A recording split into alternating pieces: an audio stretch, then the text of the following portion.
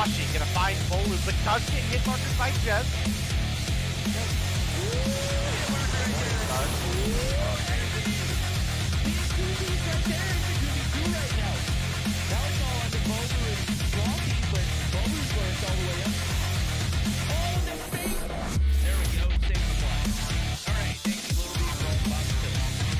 Going up against, they're now all tied up 1-1. Xitium is going to get taken down by Jazz. You can now see Jazz pushing up towards the B flag.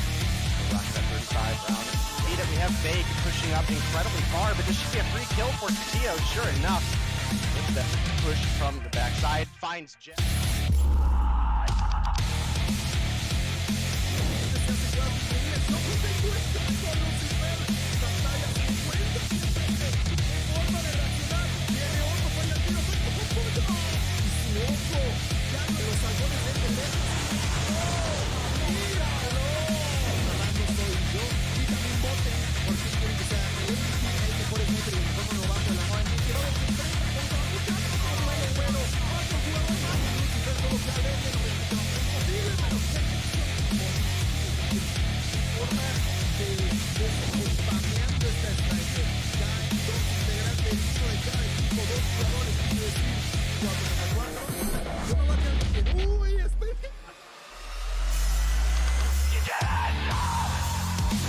Licença, Tocinha!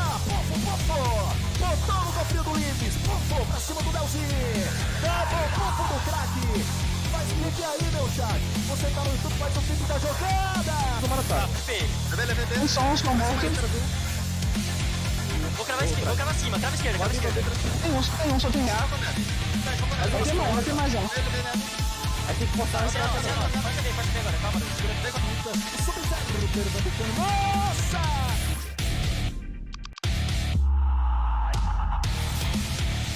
And we've got two players left to deal with. FX 420. Oh my god, Lucky, what the hell was that? Count them out. Can't do it. Lucky is Dark Wizard. You're the only hope here, Dark Wizard. Oh my god. We've got a 2v5 that is a reality. Lydia looking for the shots. Lydia's gonna round the corner. Lydia finds one. Lydia just needs to find Lucky. Doesn't happen. We're going to another round. The most at the moment finds another one. Just an absolute demon. A quick list in with the side of Nova. Dave is winning 3-1.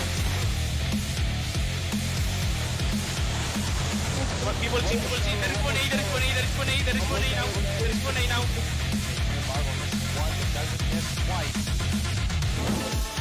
Oh my, Chris, he's all one more. Where you at, homie? I know you're in a typical sniper area, but right now you're a sniper. It ain't even close. Lucky, get headshot. Costco, you want the smoke? Get it too, homie. We got a 1v1.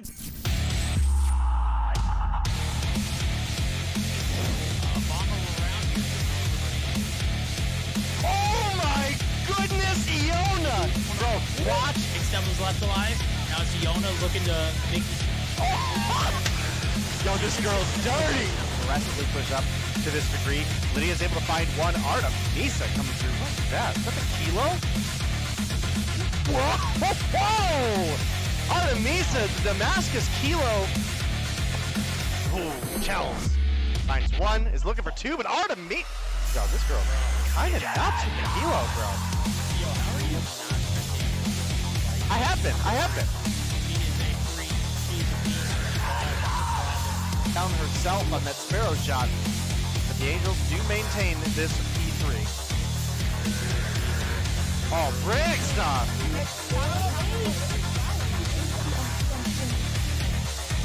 Well, it was looking good for a minute there for the beginning of this round, but it has quickly gone in.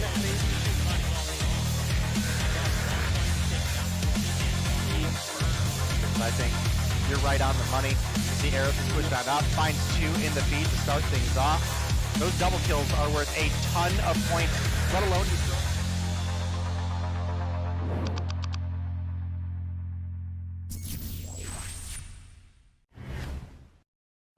Hi guys and welcome back. My name is Diana and we are today on day 3 of MOBA Mayhem in EU. Obviously I'm very happy to be here with you once again, and I am here with Verdict and Day, my favorite two casters for all time.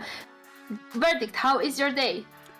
My day is phenomenal. Let me tell you, I spent all morning stream sniping Bobby. No, I didn't. Somebody actually... Did you? No. I stream sniped one game, and we played together. I didn't play against him, but somebody had the audacity...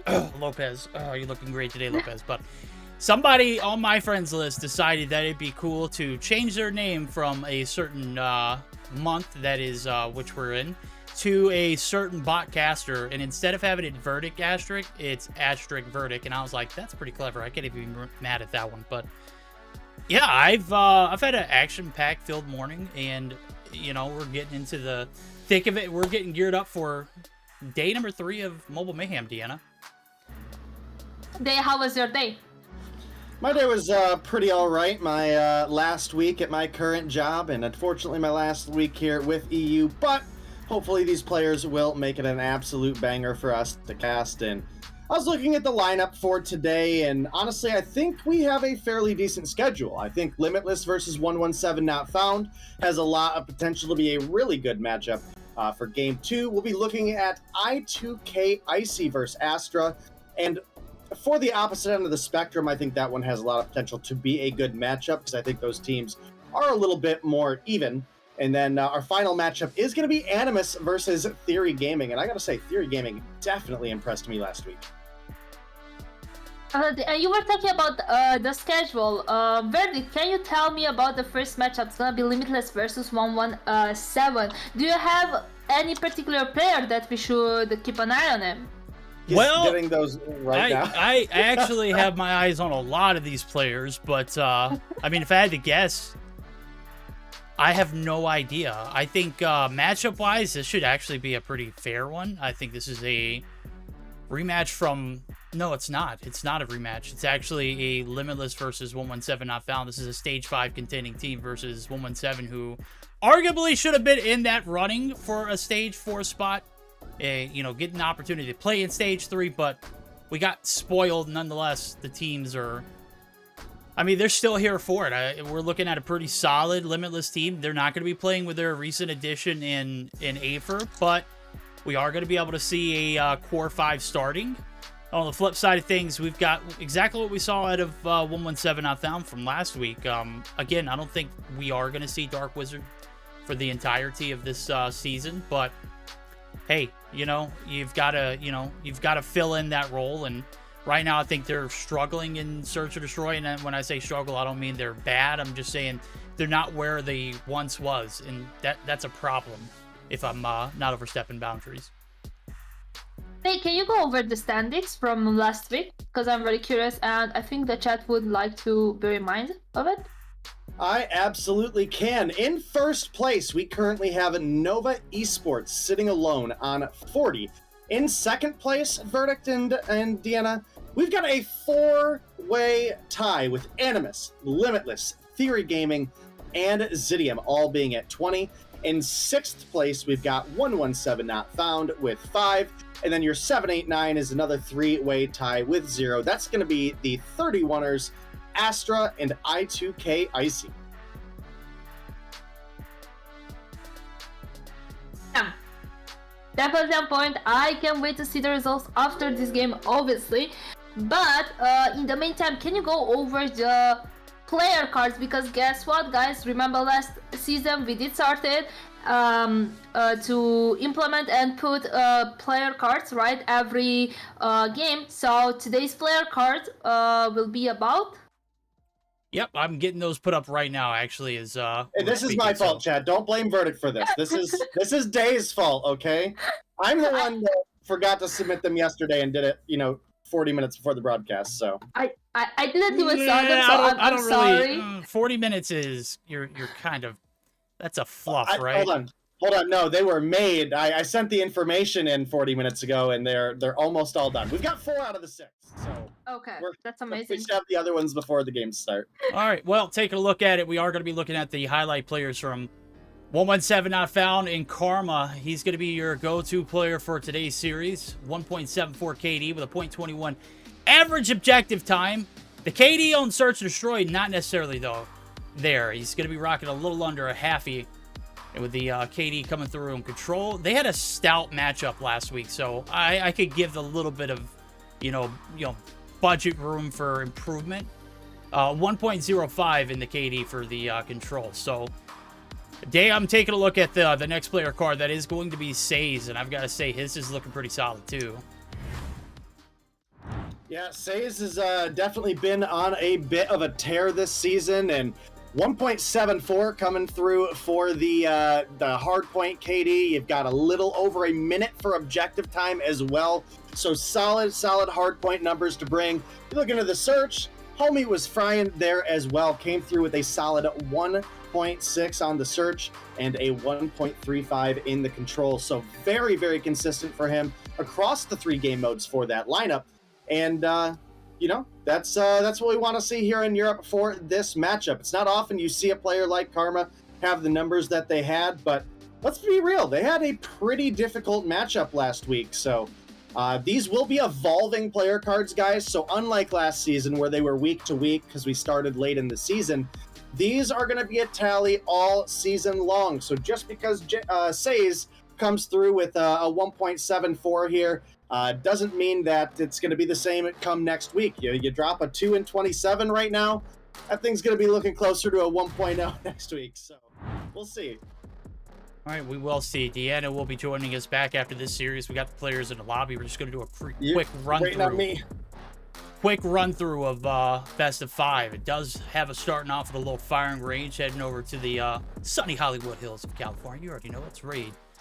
Map number 3 going to be that standoff, and if we go the distance, anything further than that's earned, it's going to be Summit, Hardpoint, and a Search and Destroy and Takeoff. Hacienda and Slums are banned. Purifier and Annihilator off the tables. Day, gotta ask, I don't know if you've seen the new trailer for the Haunted Hacienda, but if everyone continues to ban Hacienda, do you think we're going to be able to get to see that map be played in Mobile Mayhem at all? I'm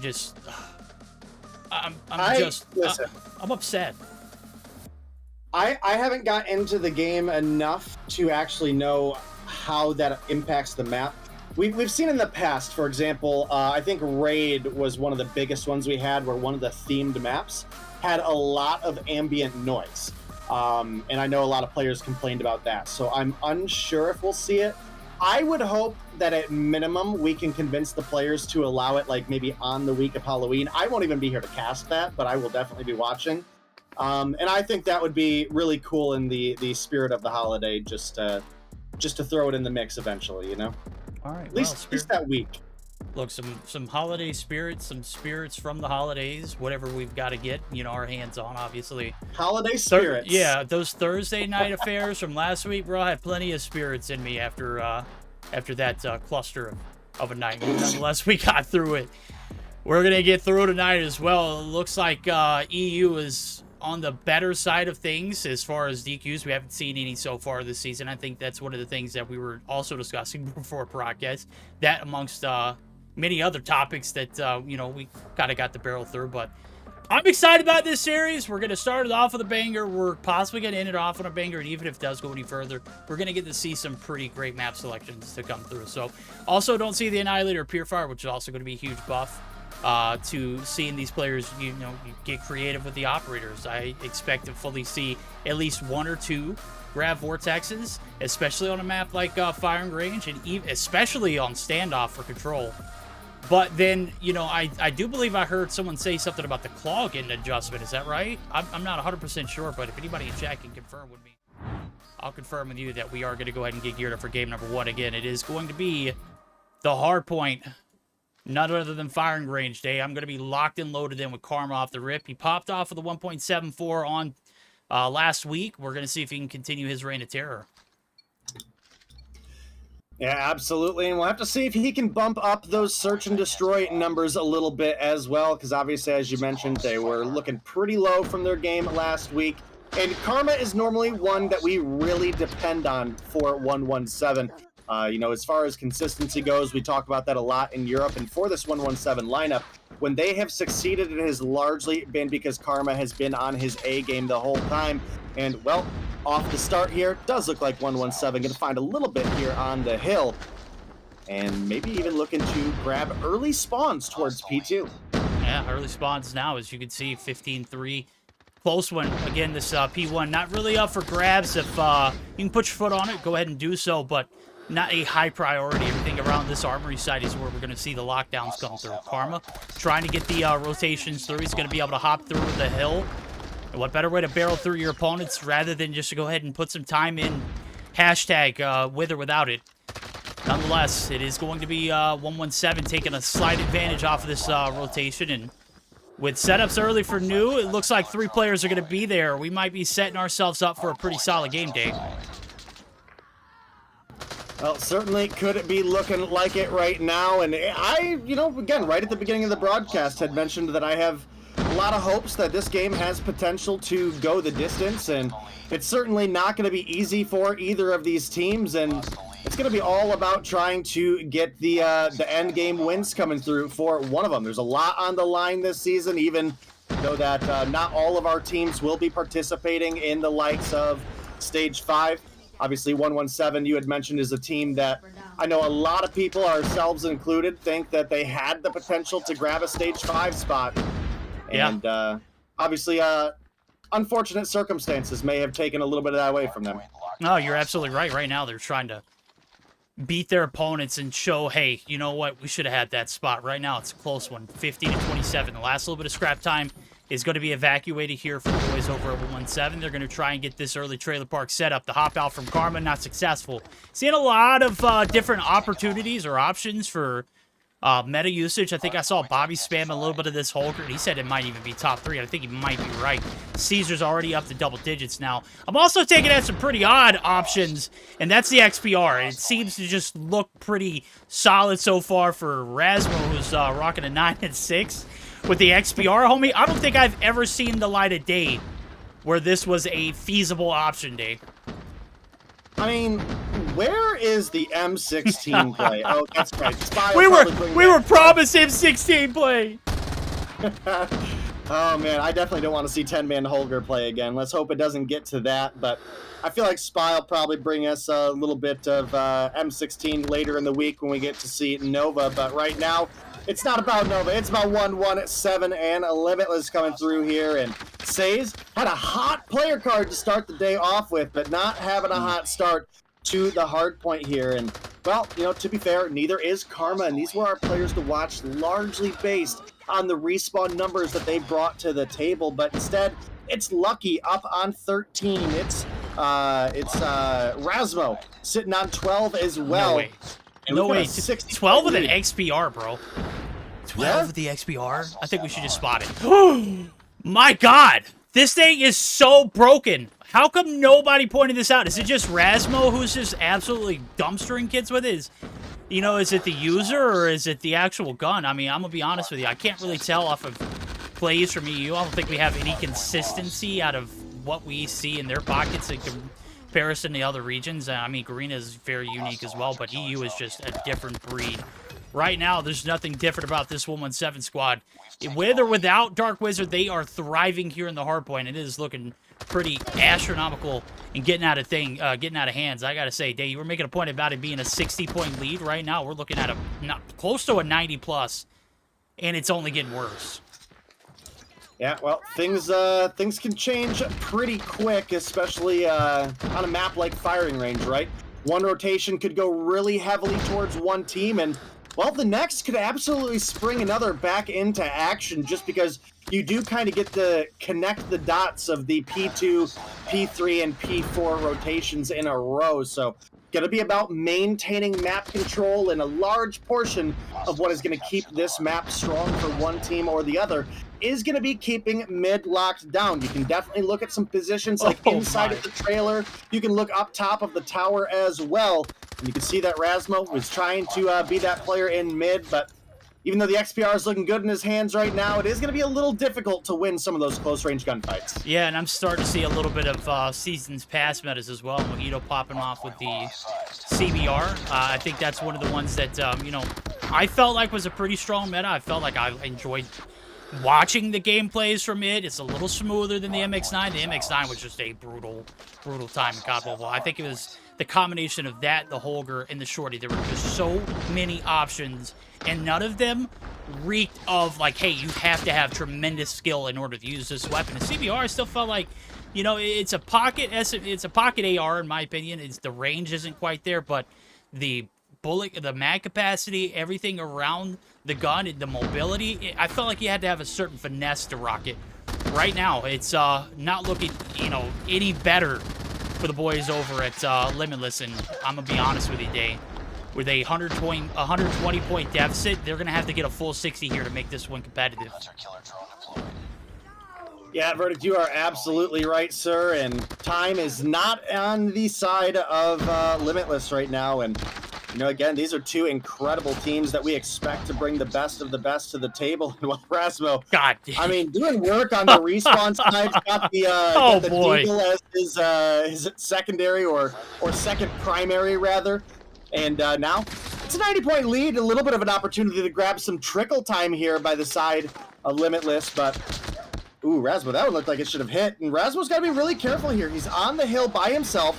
Obviously, as we mentioned, rocking that XPR. Oh! And he was one hill tick away from a Goliath that could have been a game changer for this team. All right, well, operators being popped. It's a big trailer investment here for the boys over at 117. We're going to go ahead and queue up a quick dial-in with 117 not found to see how those comms sound here on this P3 opening.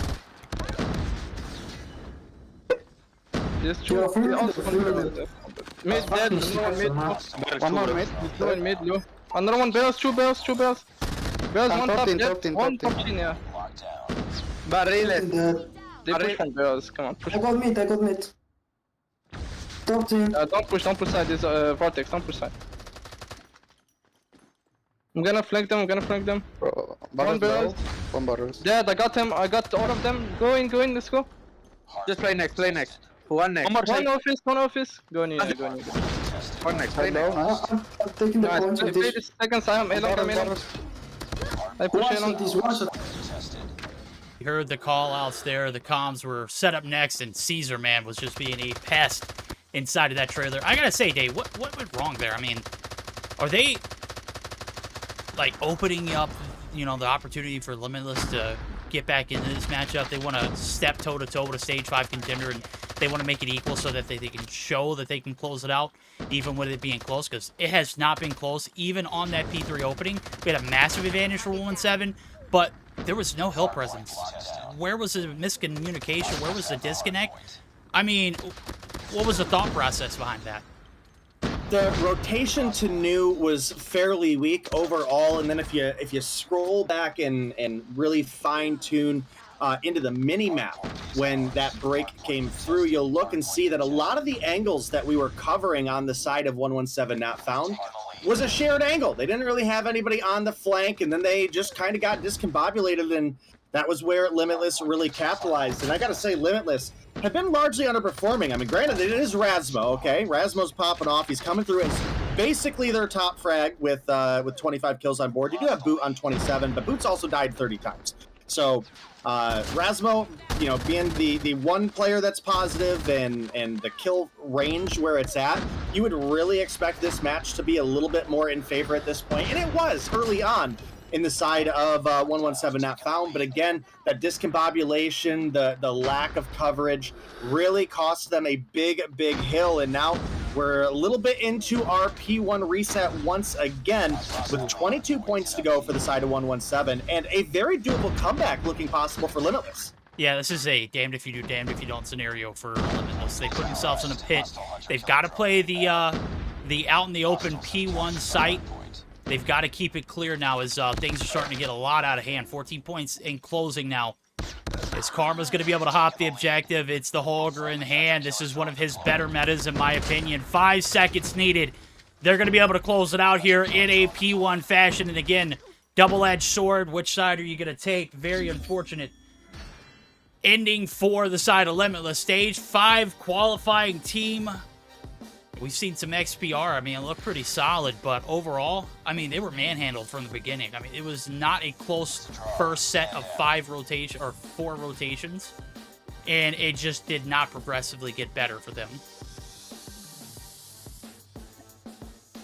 Yeah, you are absolutely right, Verdict, and thank you for your support, Ghost. I definitely think that Limitless are going to need it coming on into the next match. And looking at our MVPs of each team, you had Jazz come through really, really solid here for the side of 117 today.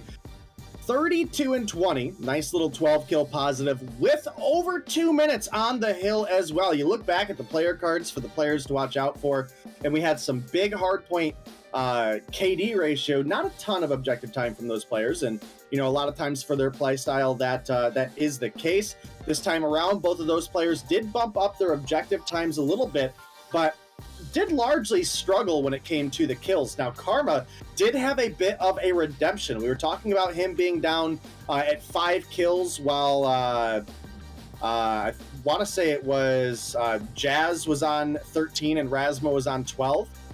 Karma came back and bounced up to being a 4-way tie for top frag with 32 kills on the board. So Karma making a big comeback in that game definitely helped the side of 117 to close things out.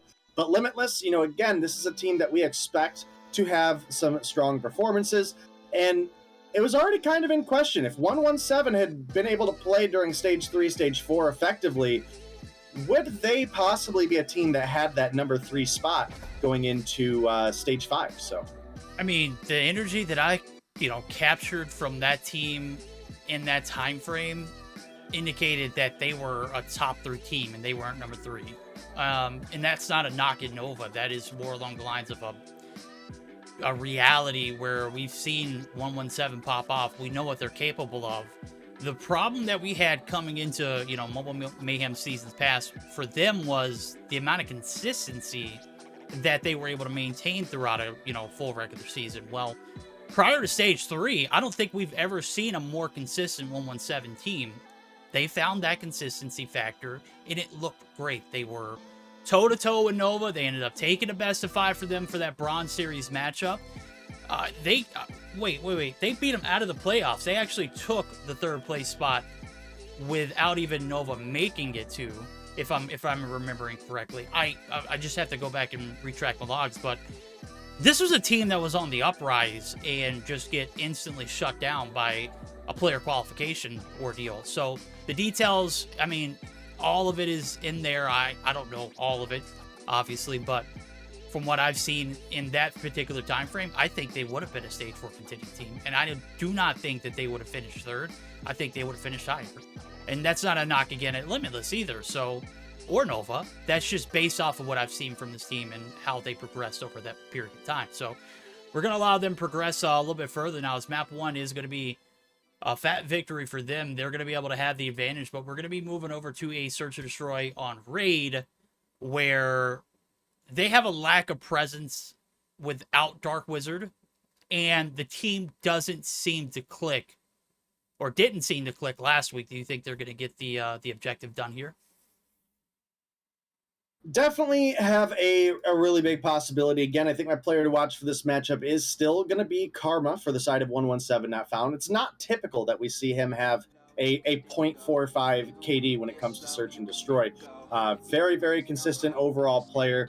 And, again, this is a team that has the energy and has the skill to compete in the top 3 that, we were really expecting this team to be, if not a shoe-in for a third spot for this Stage 5, at least make a really solid running. I mean, we had some really, really strong teams in Europe looking at Stage 3, for example. I mean, the original Light lineup, obviously that team had kind of broke down a little bit after that. And, so that was a team that didn't have the same performances that we had expected moving forward because of the roster changes. Prometheus as well was a team that did really, really well and then kind of fell off. And, that gives us what we got. I think we got 3 really solid teams going through for Stage 5 of Europe. But, if things happen just a little different, would we have seen a different outcome? All right, well, I guess we'll never know right now. This year is set in stone. We've already got 3 qualifying teams, and one of them is playing right here, right now. First Blood's in. Caesar's drop a 2 in exchange. Stays in Isoko C next round. Lucky is clicking, bro, and this is a problem. Mojito and Rasmo left to pick up the pieces, and, well, just make that Rasmo because Mojito's going to catch a trophy to the face! Those trophy buffs are absolutely gruesome. Karma gonna deal the damage. He said he's the player to watch. Well, I caught it from the receiving end. And already off to a better start than we saw all of last week in Search to Destroy. 1-7. Absolutely dominating so far. Yeah, definitely off to a bit better of a run for them. And I do think a fairly important thing to make note of is who everybody did play last week, whether it was on a Tuesday or a Thursday matchup. So, looking at the likes of, why am I drawing a blank here? Limitless, they did play I2K, which arguably is one of the more entry-level teams when it comes to Europe. And I think that's a big factor in some of the numbers. You look at the side of 117 not found.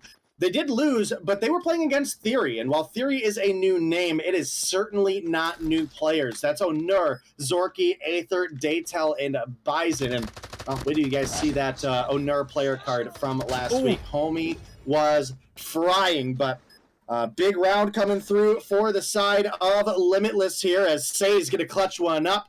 And, 4 kills on the board, 2 rounds for the boy. Yeah, absolutely cracked right now. Madman clutch for Limitless. Right now, you got your player cards absolutely handy because it'll tell you Say's fried in Search to Destroy last week, and he's already off to a bomb start right now. 1 for 1 we've seen this game so far. Right now, we're getting buckled up for another push here for 117. It's a rather unorthodox push, and they got the clearance through mid. They're going to get the kitchen push. Muddy Room's not safe, though. Rasmo in the corner holding his weight. Boy breaks down 3 before he goes. Maximum value. Didn't say his name enough earlier, but you leave Derek's now left on his own as Jazz gets dumpstered there by Hisoka. And we've got a 1v4 here for 117. We started off with a fiery Search to Destroy performance in the first round. Back-to-back rounds looking like they might be taking another L. Mojito puts the last bullet in. 2-1 now. Lead transfer back over into your Stage 5 qualifying team, Limitless. Enemy has dropped the bomb. Bomb spotted. All right, well, definitely a bit of a comeback story for the side of Limitless here. I think this is a matchup that truly has potential to get into a Game 4 or maybe even a Game 5 verdict. And, well, this is a spot where Limitless have to come through and prove it. They do have an incredible sniper lineup with Rasmo on the table here. You've also got the what is it? The French Phenom. I always get him and Xitium messed up. Which one's the Phenom and which one's the French Eminem? Boot is the French Eminem. All right. Well, the French Eminem, no kills on board yet. Sitting on 0, and the team's still coming through with a strong 3-1 performance. Yeah, and they're making it look easy, too. I mean, you don't have much contribution from Boot. Oh, actually, he doesn't have any contribution at all. I'm sure he's in VC just screaming at the top of his lungs right now. We've got a hit coming through the B side. Looks like it's going to be a little more conservative this time around. Karma's going to be able to clear the ring out. Nope, not all.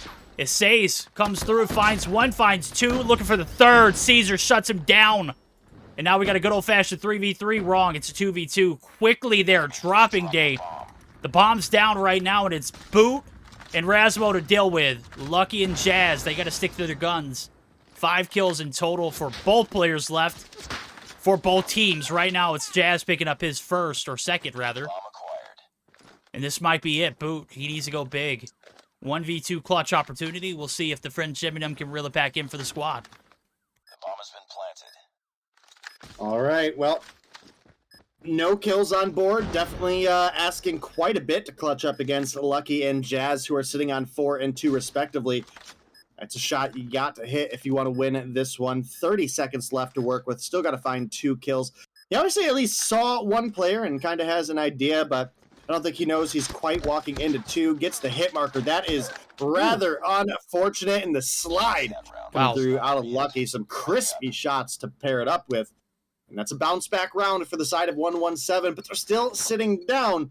and they're on their last round of the offense. Can they tie things up here, or will Limitless get a much-needed 4-2 advantage going into the second half? With that hit marker, bro, I thought we were seeing a Locust in play. I mean, look, everything has changed up since this update. Not a lot has changed as far as, like, top tier. I think Kilo is still a viable option.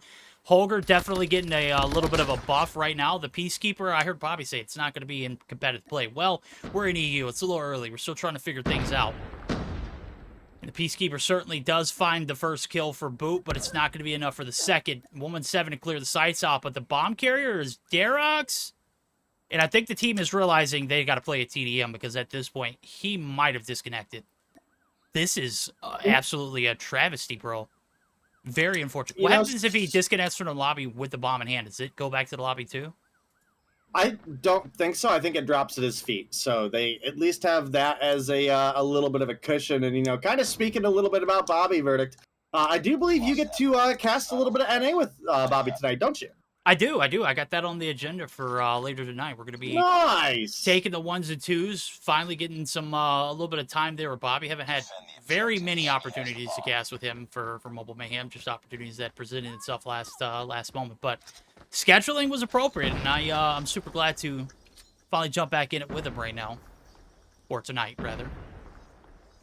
Yeah, I'll definitely be there watching, and you know, I'm excited about it. I love you guys are my two favorite casters that I get to work with. You know, no offense, Deanna. You know, you're our host. We got to be careful on our words here. You're my favorite host, okay? But you know what? I've been missing me some of that Bobby and Verdict action as well, and I think tonight's a great night for it. I get to have the night off as well, so we're gonna be absolutely happy with a little bit of extra rest period. So. Rasmo gonna find one, Mojito gets the other, but Karma was able to sneak the refrag out on Rasmo before getting taken down. We'll have to see if Lucky and Jazz can clutch up this 2v3. You know, it's definitely lucky of them that Karma was able to have that impact before he died, but the rotation coming over towards the A-bomb is going to be pretty much uncontested for Limitless, and now Boot pushing on up, still only 1 kill on board, and well, Jazz gonna gun you down before you even get a chance to turn. Now looking at a 2v2 with the bomb plant in play. 35 seconds for 117 to clutch up, or for the side of Limitless to possibly come through and play time.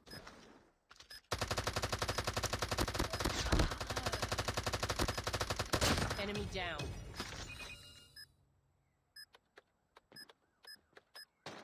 Bomb defused. All right, well, it is going to be a big Was I muted? I pulled a day. Good freaking night, bro. I was literally in the heat of the moment, and I shot myself in the foot. Good night. I'm losing it right now. We're only in the beginning of the matchup. Good freaking night. Good positioning for Mojito is what I was saying. Unfortunate for him, the Holger's making its way back into the meta, and those wall bangs are nasty. Right now, it's 117 on the defense, second round of the row. Lee transferred back over to 117 as they found a little stability here. Say's a big gunfight. Derek's right here in the corner. The slide peek doesn't pay off. The challenge, unfortunate for Say's is, or not unfortunate for Say's, unfortunate for 117. They've dropped a massive bit of numbers in comparison to the side of Limitless. Jazz trying to even the score up, though. It's Jazz and Lucky this time around for the clutch.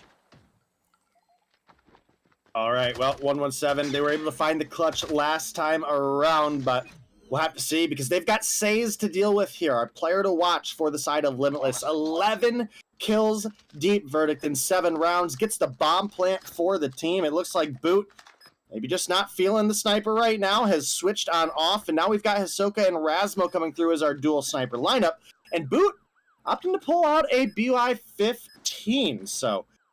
maybe just not his day today. Normally we're used to seeing him pop off, and well, they could have a big answer back round here. Say's gonna find Jazz, and that's gonna be Boot getting the information on Lucky and the team trying to make the collapse happen.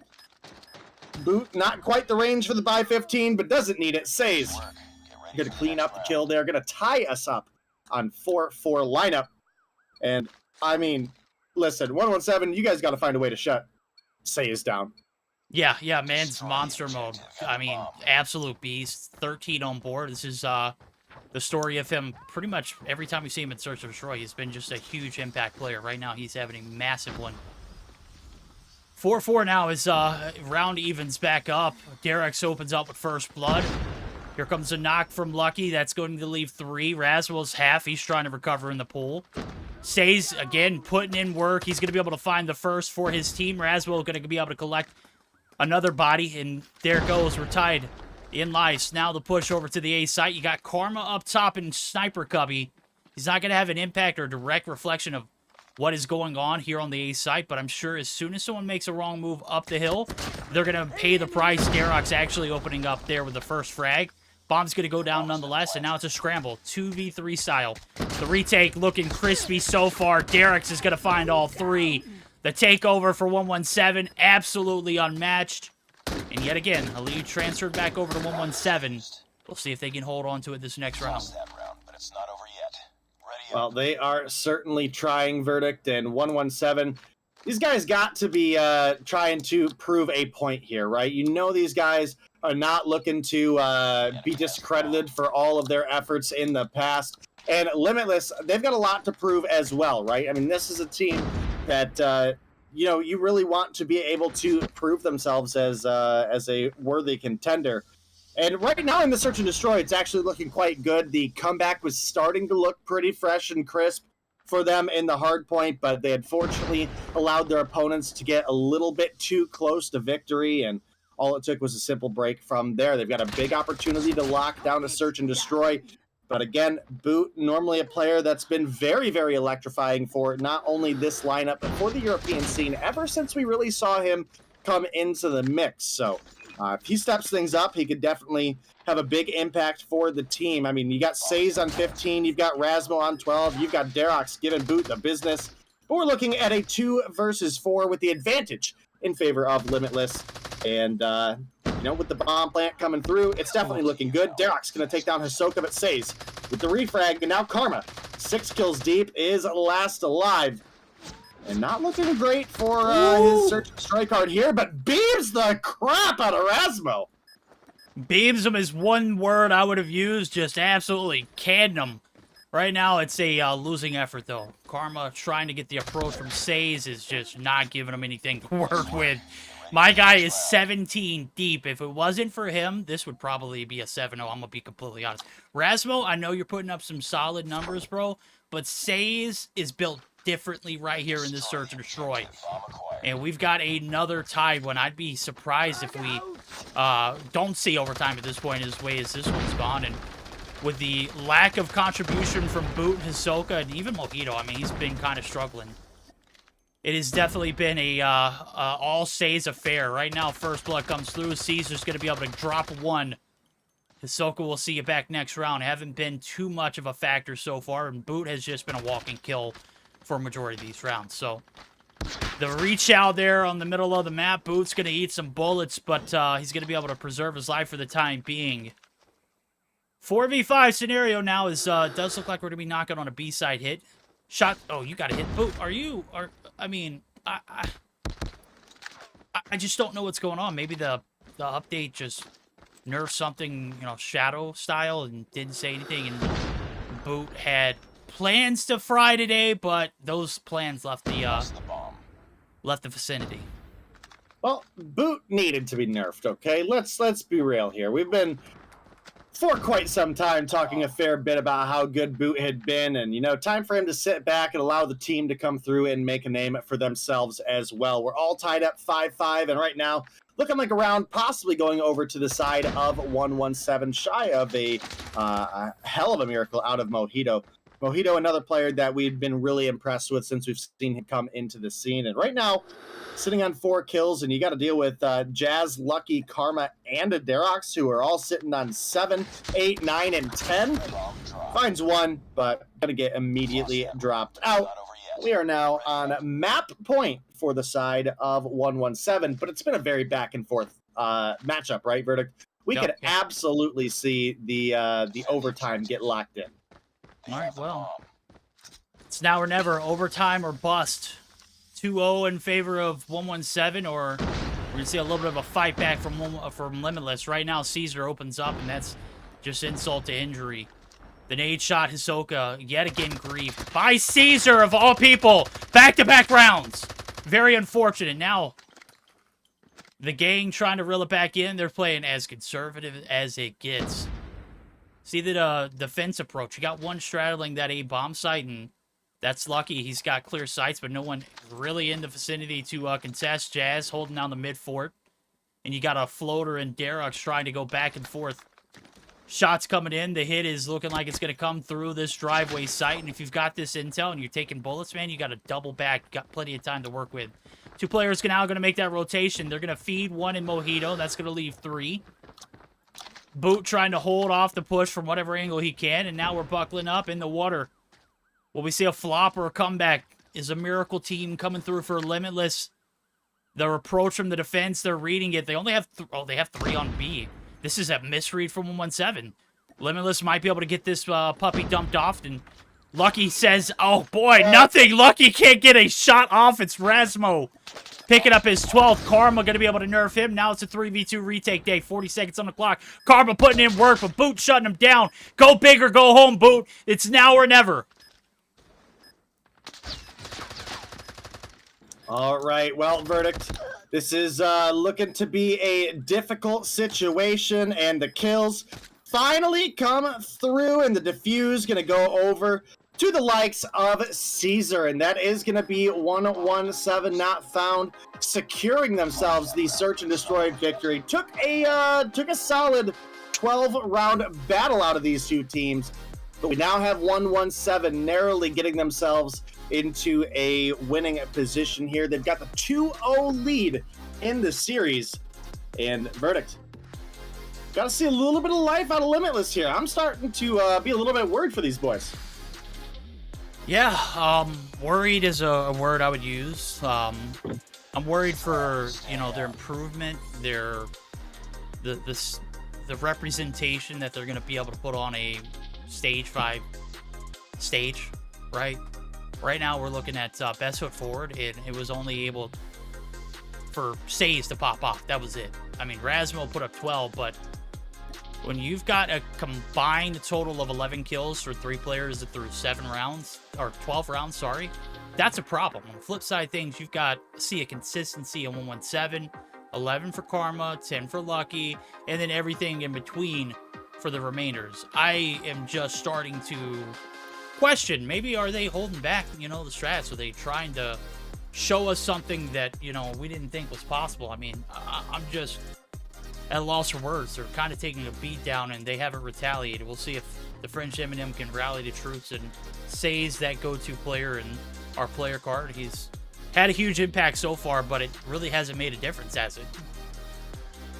No, I mean, Says even put up a hell of a performance in that search and destroy. One of the main factors that was really able to keep this team going, I think he dropped... That's right, guys, I am casting off my phone today. I was having issues with my emulator. I think he dropped, what, 18 kills or 20 kills that last game? Yeah, I mean, it was... let me take a look, to be exact. He dropped 18. I mean... Yeah. I mean, come on now. That's not... Where is the contribution from the bottom 3? I feel like Bobby right now. I feel like I'm raging. Like, I didn't think I was going to be tilting this much. What is going on? How are you legendary? I'm obviously capping. Yikes. Yeah.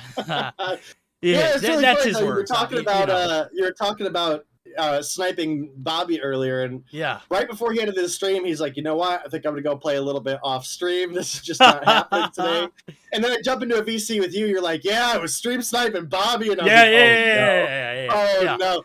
Listen, I saw people in your chat the other day like, dang, Verdict's getting better than Bobby. So you know, well, keep that grind going, man.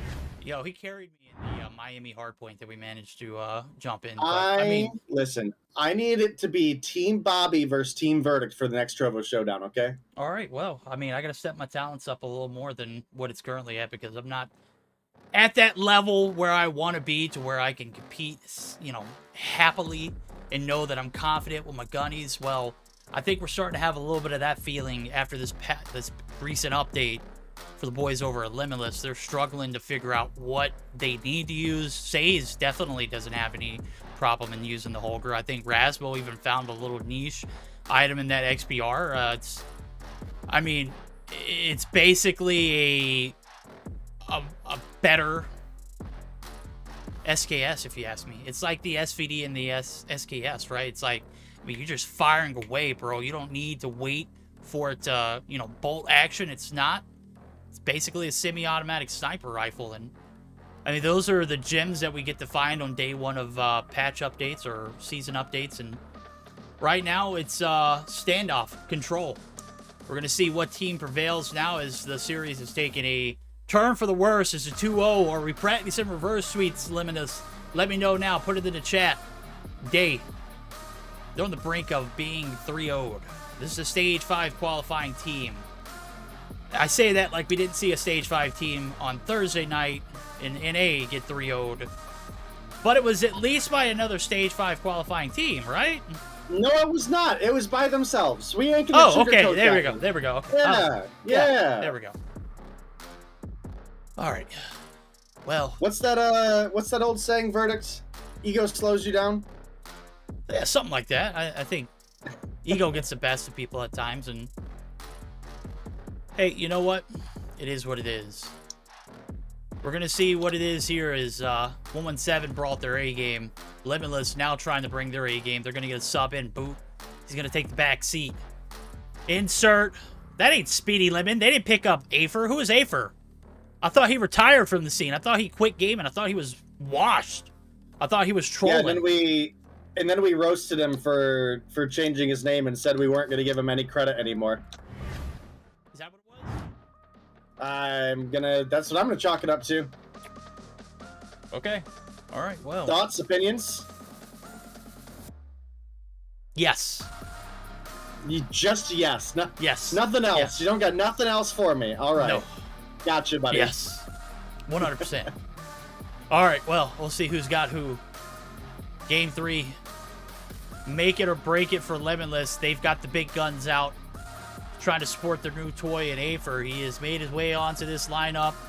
We'll see if he fits in like a glove against a pretty stacked 117 not found, who arguably, with, you know, our insights and what we've seen from 117's pasts, should have possibly been in that Stage 5 category. Well, right now they're putting the business to them, right? So we'll see if they can continue and make this a 3-0 clean sweep, or we're going to see a fight back from the boys over at Limitless. Afer, it's your time to shine, homie. You're back in it to win it. We're going to see what he can bring to the table, Dave. Surely he can put up more than what Boot did in that Search and Destroy game, right? Listen, I love me some Boot, but I think Boot and the team are making the right call here to have him sit. Today's just not his day, okay? So that can happen. I don't know if he's got some connection issues, if he's not focused, or what the issue may be. But it does look like we are getting into our game 3 here. We're going to be in a standoff on Control, and I do think this is one of the better Control maps that we have. It definitely offers some semblance of advantage to the defense, but the offense with a well-coordinated attack can definitely get themselves into some strong positions where they are able to overcome their opponents with good strategy. So I'm on board for it. I hope you are as well, Verdict. And it is underway. It is underway. First blood comes through. Lucky's going to be cleared out. Rasmo just continuing to pull out this XBR, bro.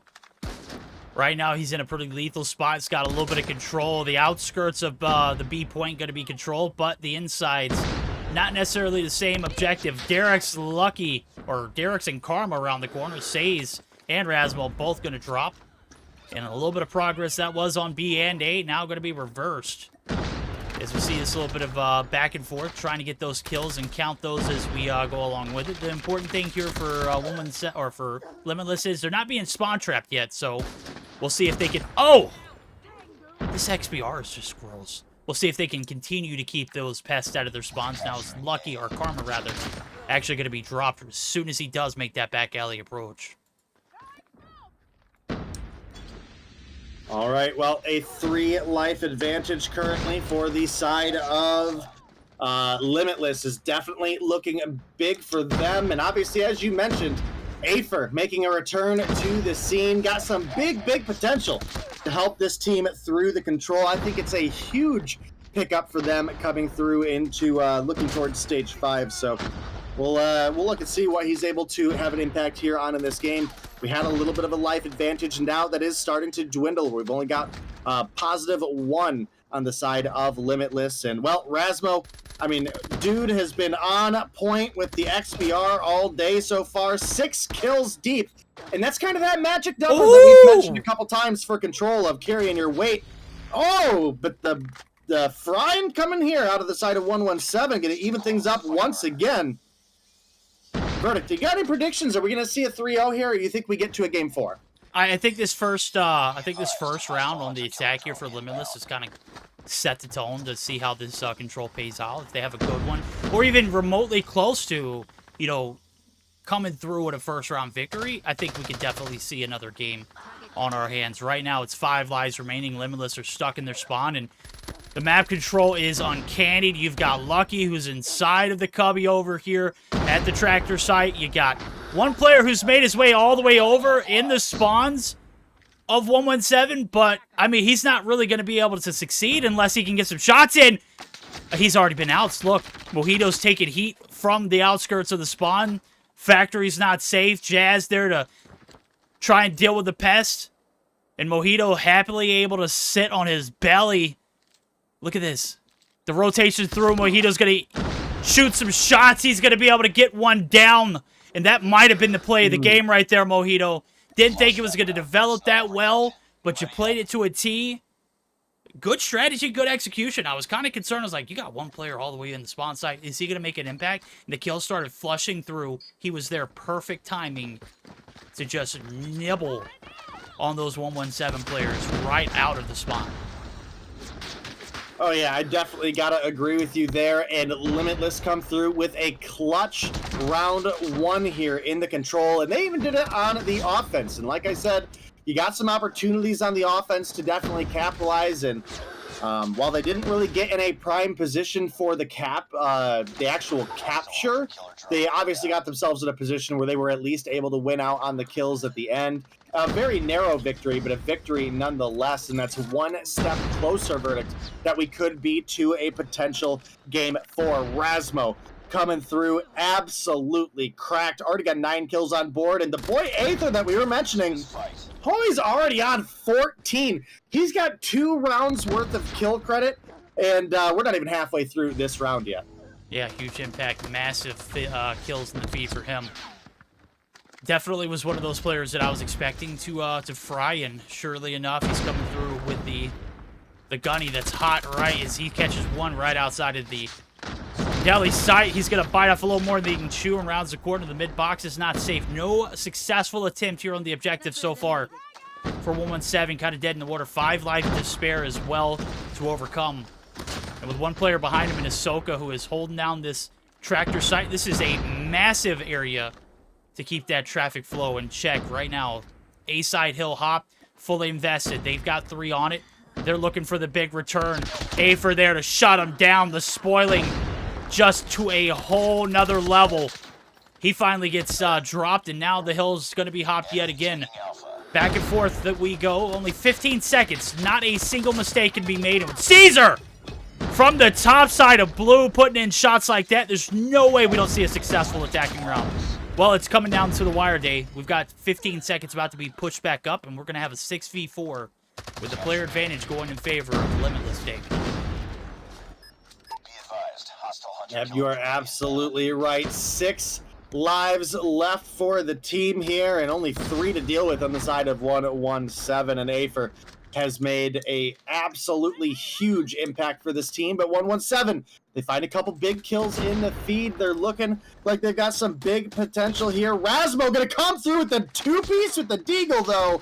And now only 1 life remains. Jazz gonna find 1, but Aether, 19 kills already. Verdict, 2 rounds in. Putting in work is an understatement. You've also got Rasmo on 17. The XBR has never looked so good as it does in the hands of Rasmo here right now. And looking like we could get that possible game 4 here, Verdict. We were talking about how good this matchup could be. And right now, we're getting shown. Yeah, I'm disgusted right now, Rasmo. How do you have just the audacity to pull out a gun like the XBR and just... I mean, I'd say you're trolling, but it looks so damn good in your hands right now. A-Hill hop, you got one there. You got one making the progress over through the mid side of the map. The tank statue looking a little bit frosty, though. Plenty of 117 players there to shut you down, and now a little bit of a spark in life here for the Spanish Connection. They're trying to close this one out in the 3-0 fashion. They haven't found a single round here in control. Hisoka in enemy territory, making it look easy as well. He's going to have freebies across the board. It's an all-you-can-eat buffet of 117 players as they just spawn right in front of you. Finally get shut down. The nade through, if that didn't kill you, the shots did. Right now, it's Limitless. Not successful in getting this progress on either side. With 30 seconds, they got plenty of time to make it happen. Yeah, they definitely do, and we're looking at 2020. Can Limitless find a way to come through and close things out, or are 117 not found? Gonna find a way to truly get their ball rolling and try to get back into this control, because they have been close a couple times, but just can't quite close this one out. So we'll see as we keep rolling. Only 10 seconds left to go, with no real capture progress on either hill. I mean, you got a little bit going on A, but not enough to be convincing, and time is absolutely not on the side of Limitless this round. No, it's not. 12 lives remaining. The hills hop here at the B side. The double push. Derux, you're funneling right into some Holger shots, and it's not looking like you're going to win the fight. Has to double back, and this site might be capped. I mean, look right now. It's Karma coming through. Jazz funneling right into the death grips. 5 lives remaining. Mojito is frying. The Sparrow is absolutely untouchable. And they might have been able to pull off the 3-0. Day what was looking pretty grim for them for one moment. Wow. Flipped on its head so quick. And I was not prepared for that. Good freaking night. What a hit. The B site hopped by Hisoka.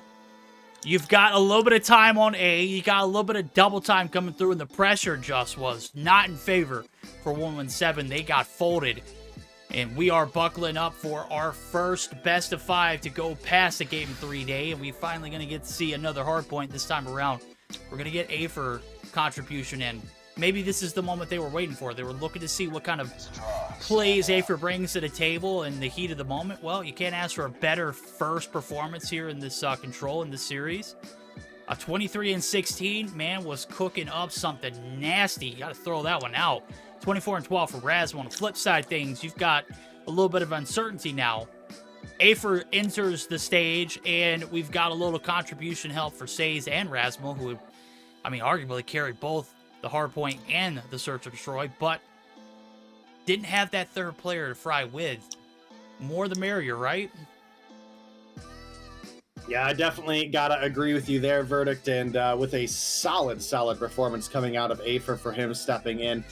Ended up with 23 kills. You also had Erasmo coming through with 24. Rest of the team right around that 12 to 15 mark. You look over the opposition, we don't have anybody in the 20s, so not necessarily that we had a bad performance coming out of the side of 117 not found. The last round was really the only one that was theoretically one-sided, right? I mean, you know, and it came down right to the end. It wasn't even really one-sided.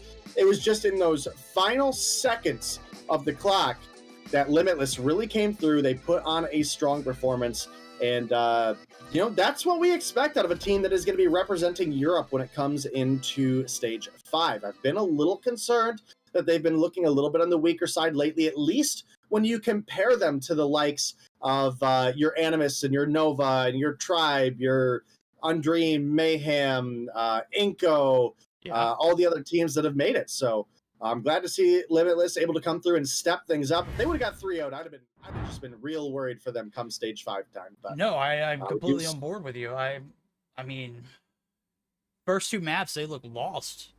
The hardpoint, they were getting blown out. The search and destroy minus Saze's efforts, and Rasmo contributed as well, but I mean, it was a Saze show through and through. I mean, 18-9, just ridiculously cracked right now. Afer makes his entry into the series and has a massive impact.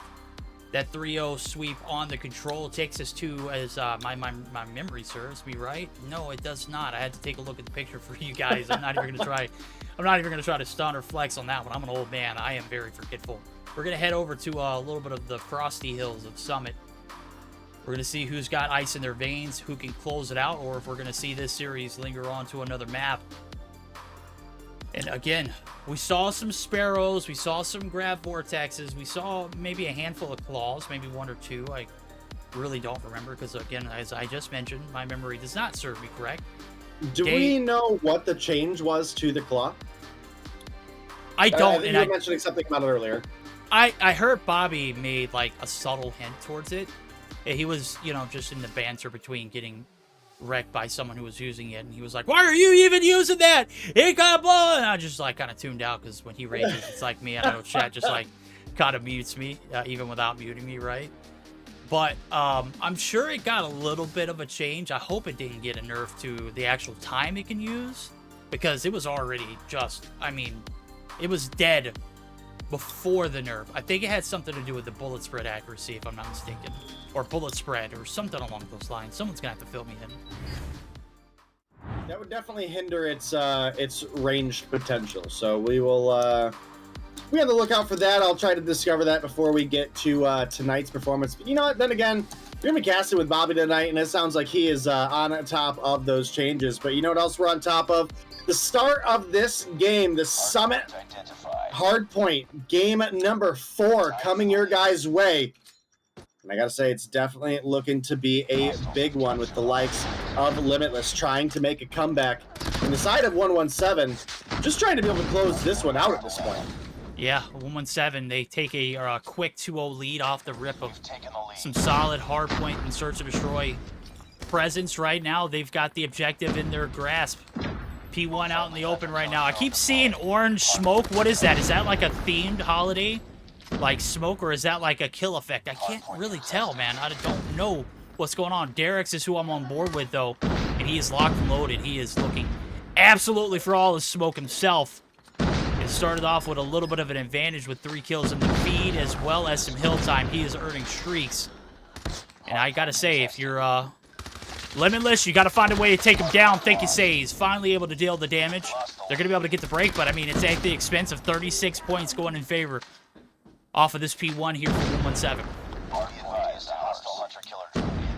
You are absolutely right. In 117, they had a very solid start to the last hardpoint. Will admit, things got a little bit sketchy, though, towards the middle of the game. We started to see Limitless really get a little bit of momentum, really bring some life to the table. And now it is up to one of these teams to prove that maybe that first game was a fluke, or that game happened exactly the way it was supposed to happen.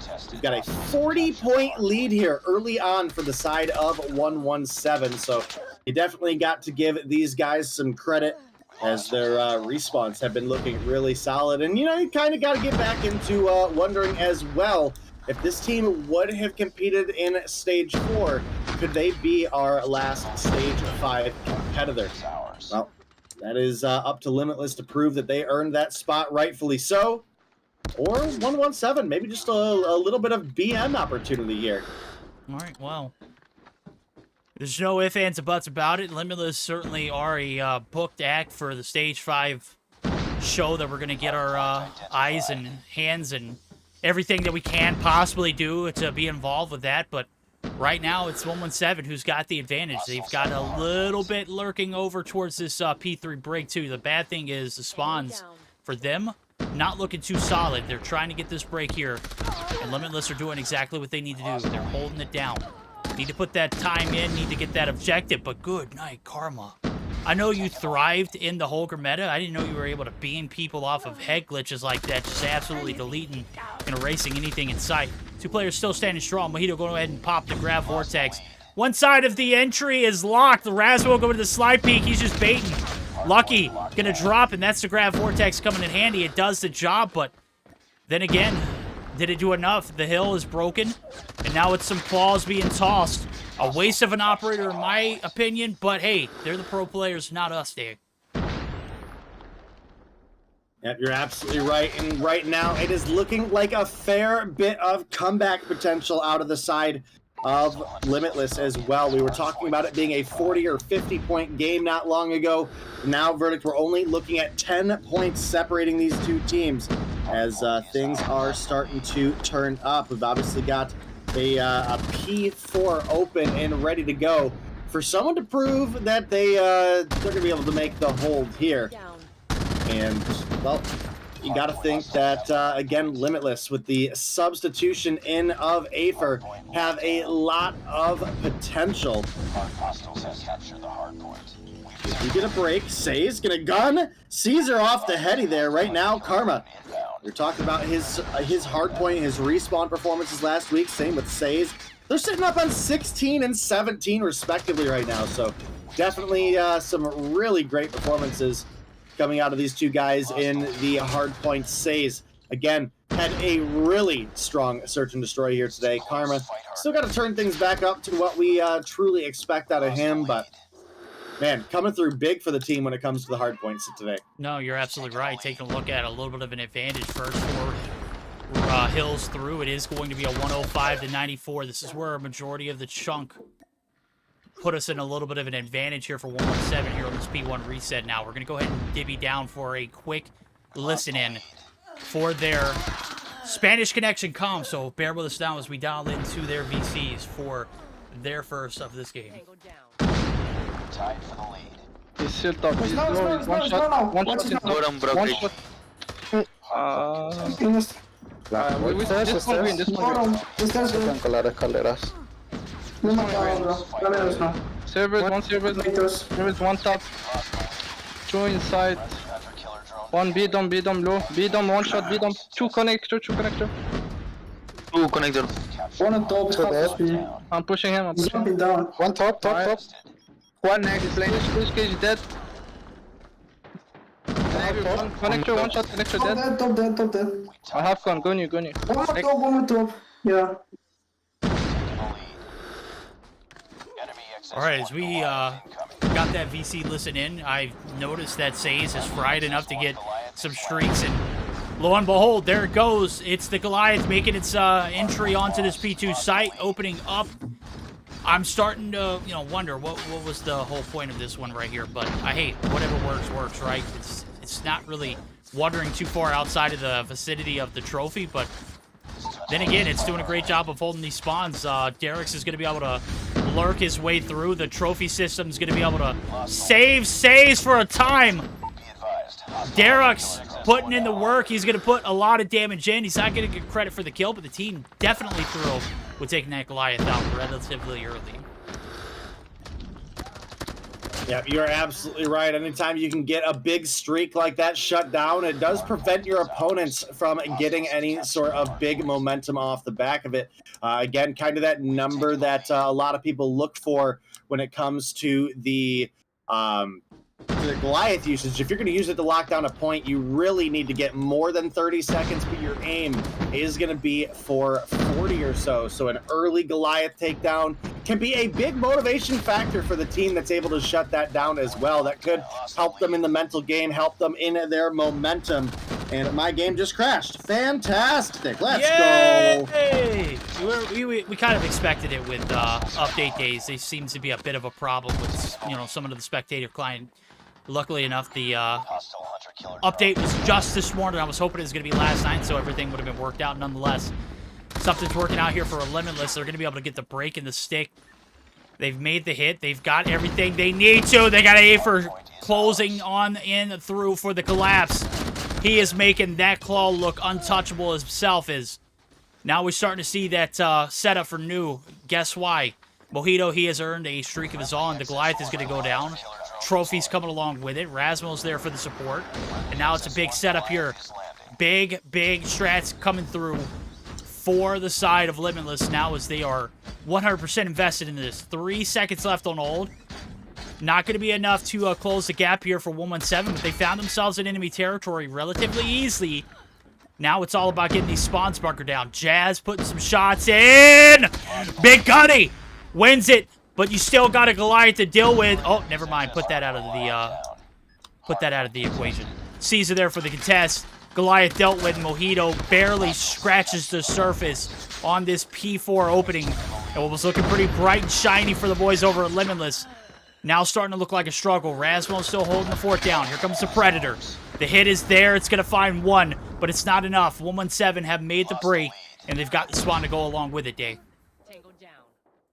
All right, well, good timing, Verdict. I was able to get back into the game, and let me tell you, your casting was on point. You painted a perfect picture of what we had going on, and I knew once we got back in, this was going to be a close one. And sure enough, you can see it on the scoreboard right now. Mojito putting in work for the side of Limitless. 31 kills deep for him, sitting at about +9 positive right now. You look over the opposition. We don't have anyone fragging off quite as hard, but you do have Jazz sitting on a 29. So very, very close there. And now a 5-point lead is all that separates these two teams as 117 do take that slight advantage. Caesar, the Holger in hand, going to slide the corner there and absolutely beams. I didn't know the Holger was like that once again. Well, when it comes to range, LMG's definitely got some big potential with the magazine capacity that they bring to the table. And, well, this is definitely a map that could use a versatile LMG as well. So, Caesar, 26 on board, ends up getting taken down by Hisoka. And once again, the lead is in favor of the side of Limitless, but it's only a couple narrow points. Yeah, it is. This is a close one. We've got a bare knuckle fight on our hands. We are waiting for to see who's going to be the last one standing. Right now, it's the advantage rolling back in favor of Limitless. They're trying to buckle up for a game 5. Well, guess what? You put in all the hard work now as we get P2 setups. Rasmo's got the top clearance. He's got a streak to work with, too. Says has got one in his pocket. This might be a recipe for success. There it goes. The Predators pop. It's not going to find any. The trophy absolutely adding a little bit of devastation there, but that trophy is going to be one less now as the perimeter is going to be broken. Say's not going to be able to find anything. Rasmo looking for something. He's going to be able to find one. And the opening does look like it. 117 was able to get their foot on the hill for a little bit of time, but only 22 needed now for the boys in blue. Can Limitless take us to that game 5 promise? Or are we going to see a little bit of a set season in the air? Hisoka fighting 2. That is the claw in hand. Derek's looking to go big. He's going to be able to find one off, but it's not enough. 17 now left for this game to be over, and there is still a lot of fight here for 117. All right, well, 117, they're sitting in a difficult position. It's a little bit closer than in that first hard point, but we're in that same kind of final couple points where you're now forced to make a break. The trickle time comes through. You can see the early rotation over by the side of 117 trying to make that hold and look possible. There's time for them to win on this one, but look how close the side of Limitless are. Only 4 points separating them from a victory. All it's going to take is even a minor break, and they could be able to close things out away from their opponents. And now you can see they're pushing on in, but Jazz gonna find one. The spawns, they've been captured. Oh my goodness. This is it. It's coming barely alive. Jazz Photo with the finish. turn! Oh, Jazz! Not enough, though! The players, they come in troves. The cavalry's there for the victory. And we've got ourselves a game 5 on our hands, ladies and gentlemen. Limitless. Pressing the limits. Come down to a photo finish. They get the gunnies hot. They get the break and the stick. Only needed 4 points to go along with it. Didn't need to be pretty by any means. Just pretty enough to take us to that next game in this chapter of a very heated rivalry, as I will mention yet again. These are 2 Stage 5 contending teams, potentially, if we don't see any issues coming through for the side of 117. Unfortunate enough, I mean, we'll continue to say it again and again, they didn't. And that's how history will go down. Limitless did, and now they are trying to put the reverse in order on this series and show their dominance that, hey, that wasn't a fluke verdict. You don't know what the hell you're talking about. They don't deserve a Stage 5 spot. They didn't deserve a Stage 4 spot. Let's put them in their place. Dang! Reverse sweep spot coming in. And Limitless on the backs of Afer making his substitute in. Well, this game was all Mojito. 39-32 day with a minute 58. That's a lot of hill time. That's a lot of kills. That is the stats of a man who wants to win, right? Yeah, you are absolutely right. Definitely a big performance coming out of him. 39 kills on the board, 2 minutes on the hill. You look over the opposition, you did have Jazz with 38 as well, and just under 2 minutes. And I think both of these teams really performed well during that last matchup. And we said right from the beginning that this match is one of the ones that had potential to really boil down to that game 5. And Verdict, we have been blessed with that opportunity. We are going to get another search and destroy in which Limitless did fall in 5-7 fashion to 117 earlier, but the hardpoint was the other way around as well. So they certainly have some opportunities to capitalize here. And again, Afer making a big impact. Boot was struggling a bit earlier, and well, that change has really locked a lot in for the side of Limitless and made them look like a much spicier team with stage 5 ahead. No, you're absolutely right. You're talking about that search or destroy from earlier. That was a 2v5, and they were able to keep it close, 7-5. I say it was a 2v5, chat. You know what I mean. It was 2 players who fried for Limitless, and 117, they looked like they were pretty solid, like consistent across the board in kills. So maybe a 3rd player will help boost this team to a better performance in the search and destroy. They've done a hell of a sweep in the control with Afer's presence. They put in some hard work there in the summit, made it look good on that break in P3 to close it out. They did all the hard work up front, though, and that was the most important thing. They played a lot of that hill time. They recovered a lot of that gap on that first hill rotation, first 4 hills. They won a majority of the money hills, which was absolutely clutch, but towards the end, I mean, it was a toss-up, man. It was a 50-50 grab. You pick up scrap time to make it a little closer, and then you just pray for the god tier spawns to come through and, kind of close it out. Well, they've done it now. It's all about this last game. Everything else is in the win now as we're going to be heading over. We're going to go ahead and take a little launch here at this takeoff map. That will decide who is going to win this best 5 series. We're not in the game, right? No, Okay. not yet. Just want to make sure. No, not quite. Sounded like you were loading in, and I was like, Well, I was just displaying the best of 5 so everybody can see what I got you. was. Yeah. I see where it could have been misleading, though. Very, very misleading. All right, well, here we go. Game 5 bound. Hisoka, ready up, homie. We're ready to go. Let's get this show on the road. Maybe we'll see a little bit more contribution out of you, as the first search and destroy was not pretty. Wasn't pretty for Mojito either, and Booth said it was so ugly he had to step away from the game for the remainder of the day. That's quite all right. Afer there to fill the shoes, and we are here for the action. It's game number 5, brought to you by Limitless. Can they get that cosign on a reverse sweep day? Well, definitely could be looking for it, and right now, Verdict, we're getting underway. Take off, search, and destroy. Obviously, Says popped off like a madman earlier. Can he bring things full circle for the team and help them close it out? Will Afer be able to come through and have a similar performance and maybe be able to get that convincing victory to come through? Well, no first blood yet for either of these 2 teams, but Afer, I'm pretty sure he did get a sight line on Darox there. Darox going to back off. Still no trades to come through. About 30 seconds of our time burned. Bomb is going to be in the hands of Says. And, well, that's a big target. I mean, he was not going down easy last time around, so got to think that is at least a safe one to be carrying your bomb. But they got to make a move here. You can see both teams are playing very cautious. I think early on, most people, after they saw the 2-0 lead, probably didn't expect this one to get as far as it did. But again, Afer, a big substitution. But Darox can open up with first blood of our Game 5 Search and Destroy. Yeah, and it's none other than Hisoka. If we had first blood percentages earlier, I can guarantee you he accounted for at least 50% of those. Not in his favor. I'll just say that. Mojito is going to find one before he drops, and Darox is on a warpath.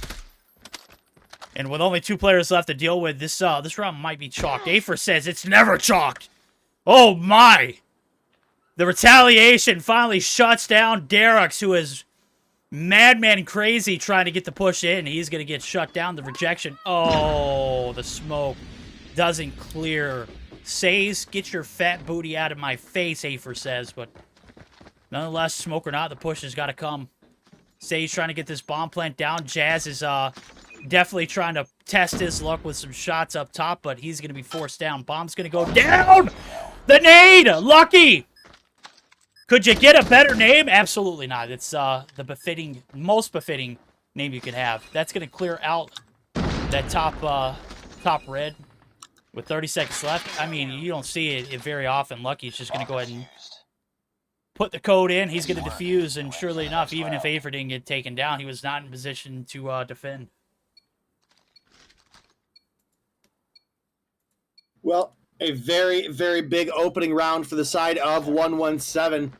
See if that does give them some momentum. Again, they did win that last search and destroy. We had 7-5, and as you mentioned, Verdict, it was for the most part a 2v5 that was that close. And now with Afer in the mix, I definitely expect them to have even more potential to come through and steal away a victory here. Obviously, not going to be easy against a team like 117, but Boot was struggling more than we're used to seeing out of him. I mean, we're typically looking at Boot being one of those super impactful snipers, one of the top fraggers when it comes to our search and destroy.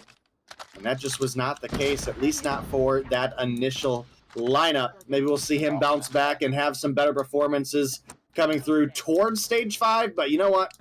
Boot, today wasn't the day, homie, and that is all right. We believe in you to prove yourself later on, and well, speaking of proving yourselves, 117 come through with a second round victory here. A little bit of body shooting to go with it, and the 2-0 victory coming through strong. Yeah, and this is, I'm going to be, like, completely transparent. This is not something you normally see out of the defending team on takeoff, but for 2 rounds in a row, it's worked with ease. You're looking at most teams playing that full court press kind of scenario, pressing to make sure that this bomb doesn't go down. And 117 have happily invited it. Hey, put the bomb down. We'll play the retake game right now. It is strong. On top of that, you got Derek's who's frying. He's going to be able to put a little pressure through the middle of the map. So maybe not as passive as we've seen in rounds past, but right now they've got the entire team of Limitless dead to rights inside of the stadium site. And as soon as one peeks out, that's Hisoka. He wasn't first blood this time. He said, you know what, I'll hold off. Last a little bit longer. And it's surely enough, it's good freaking night. Derek just continued to torment, but Say's his last player alive. Afer or not, this team looking clueless here on the first 3 rounds. They have yet to find a bit of success. And Limitless looking kind of limited here on these attacking rounds, Dave. Defend the objective. The enemy has the bomb.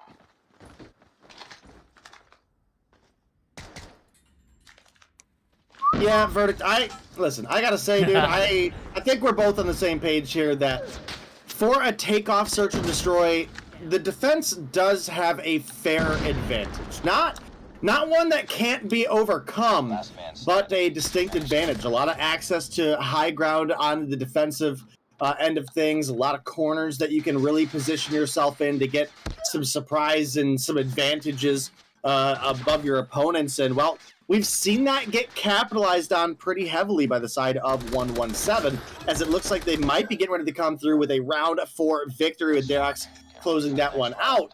And if Limitless can snag away a couple rounds here, if they can even get 1 or 2 rounds, I still think that they stand a chance. But if they go down 6-0, then they are going to be in such a bind, in such a tight corner, that it may put them in a bit unrecoverable of a position. Yeah, they got to find success. It's kind of hard when the defense is giving you, like, mixed signals. I mean, we've seen first 2 rounds very standoffish. They're not very aggressive. And then the next 2, it's, like, right in your face. Action galore right now. The reads have been there perfectly here for the Spanish connection. They are connecting the dots, and these rounds are flying by for them. 4 solid. First blood comes through. Jazz is dropped. That's a demon you don't want in the mix. Surely enough, gets him out of the equation, but Derek's is left. He's got the most frags in the entire lobby, and I'm on board with him. He is waiting for anybody to peek out of this P4 site. Oh, he's eating bullets from somewhere. I think that was Afer who just gave him a little love tap there with the deagle. Mojito now going to be able to get the clearance. Derek has pushed his way back into the P3 site and looking for this retake. Mojito wide out in the open, butt naked challenges. Never even saw it coming. He is going to be exiting this this round. And Right now, we got 1-for-1s and not a lot of traction on either side. A looks like the approach here for Azoka. He is killless in the 4, make it 5. As Karma's just continuing to grief this entire roster. Oh, where'd he get that shot from? Cross map, dude. Like Deagle? Like from yeah, Deagle from the balcony to Disgusting. like the mid balcony, the overpass at the stadium. Picked him off of a head glitch on the defending balcony. Nice little 2-tap coming through, nice and crisp there, and that's making this round look doable. And like I said earlier, if they find a way to recover 2 rounds, they could still be in a fairly decent position. Whoa! Says no! He catches Lucky up top, who drops and hits him in the toe, a hit marker. That is so unfortunate. That was looking like it could have been a god-tier clutch.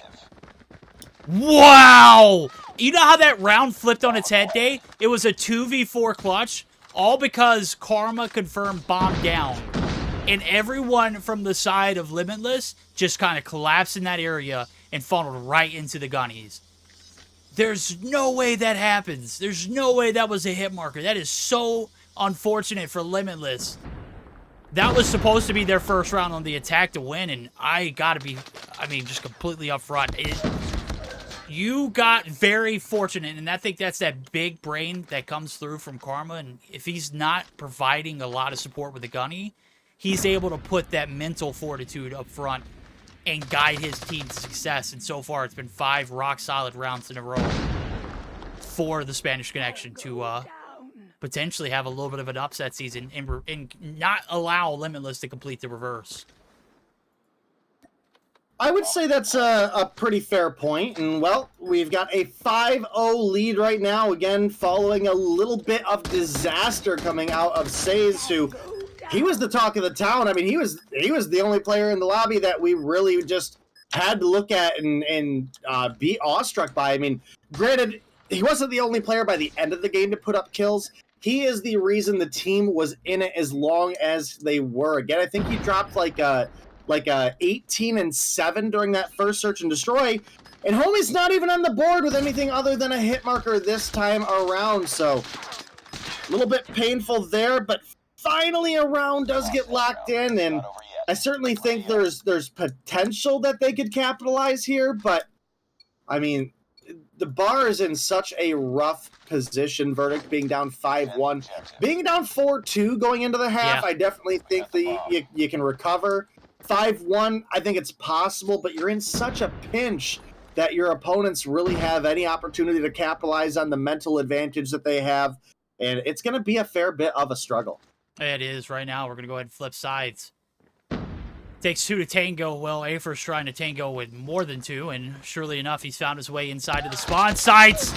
Not successful. Karma comes right back around. The shots in the back to go along with it. What was developing to be a better play than anticipated turned up to be a flop. Azoka finds his 3rd. He was killless through the first 5 rounds of this one. Well, he finds 1, and that's about it. 1 and done, they say. Mojito, last one alive, 1v3. The bomb has made its way over, and I don't think he got the intel that everyone's over at A. Oh, that's right. EU doesn't wear headphones. They don't communicate. They can't afford to do so.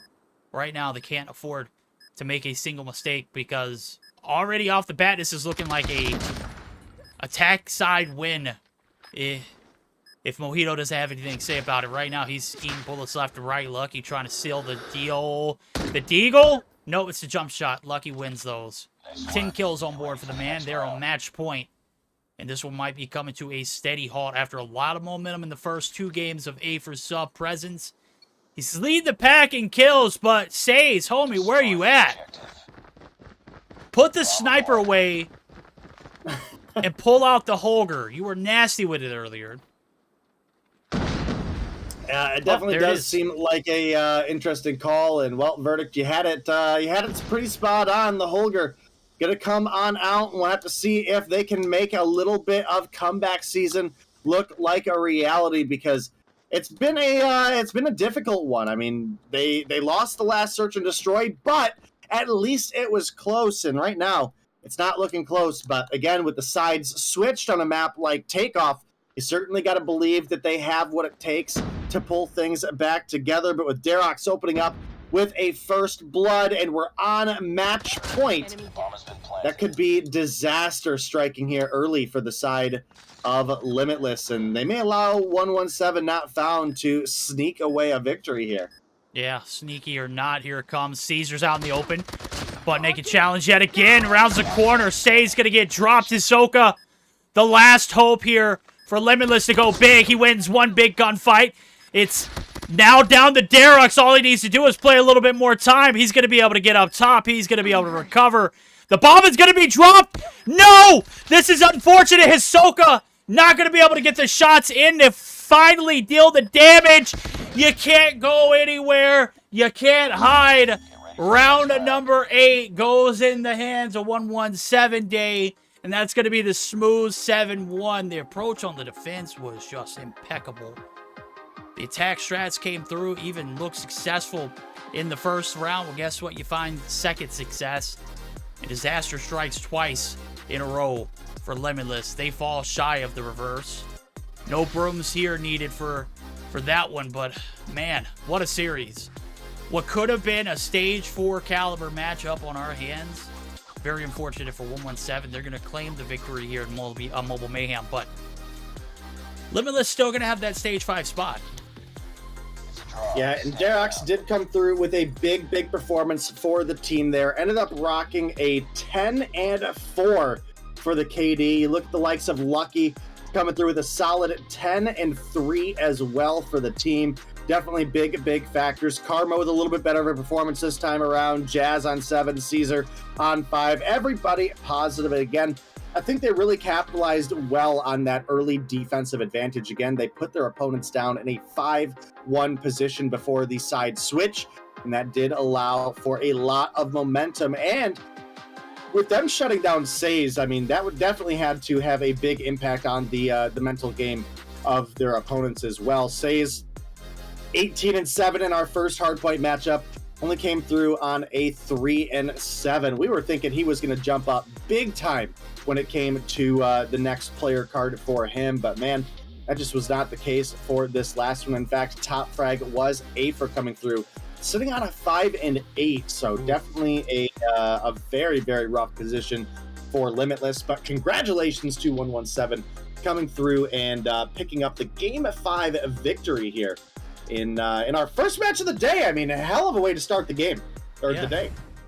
Hell of a way to start the day. That takes us back to our broadcast booth, where we will be joined back by the none other best host in the world. Even better caster. Just think about it, chat. If she was casting, good freaking night, man. Just all the action we'd be able to catch. Recap. What did that look like? Stage 5 contender Limitless. 117 Not Found. Not necessarily robbed of an opportunity, but that should have been them on that podium. Am I right or wrong in saying that? A little bit too much? Okay. She's like, oh damn, Verdict went there. I did. Look. I was like, damn. He's asking me. I'm sorry, I'm sorry. I was just shocked because this is the first time, right, when I was hosting, and we had 5 games, and I was very happy about all 5 games. Obviously, I was happy about the diversity of the guns that we had through the game. Now am I thinking back? I think I will not check the stream, because I think I was like, is he talking with me or not? Is he talking with Day? You know, and I'm like, okay, chat, I'm here. But I'm very impressed with both teams. Obviously, we did have a big lead on the side of 117, and I did some in multiple games the same players popping off. We did had Says, we did had also Lucky in the S&D with the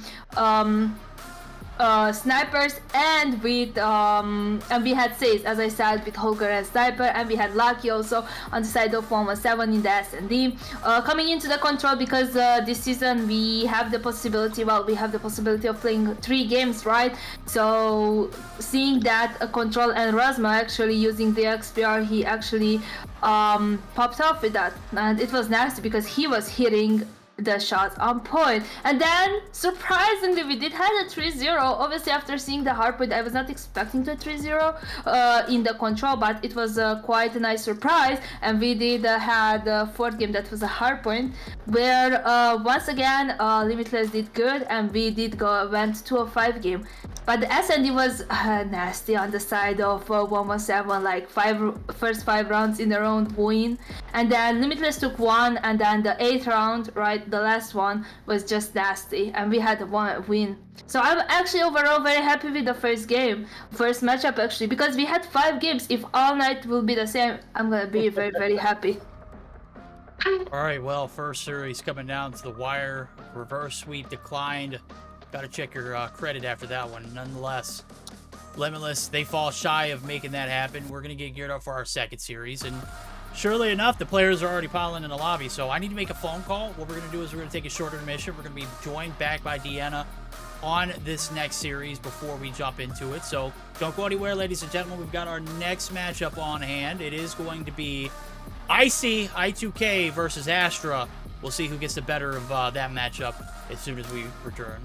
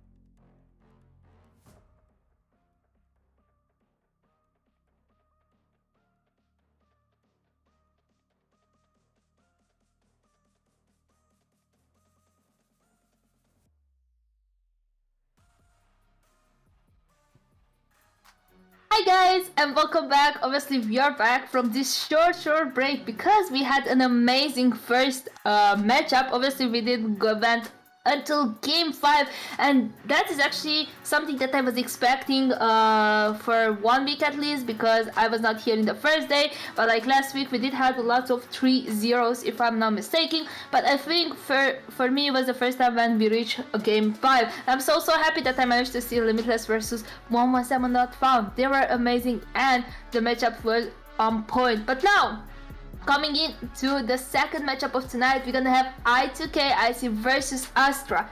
Verdict, any thoughts about this game? Someone we should throw in front of the bus, you know?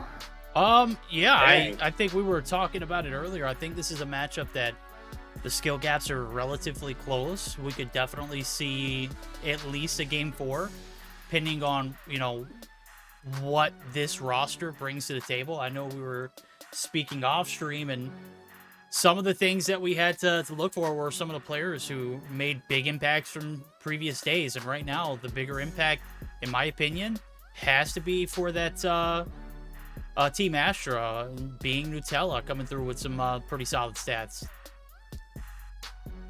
Can you go over the stats? Yes. Give me just a second. I actually had to move one thing over.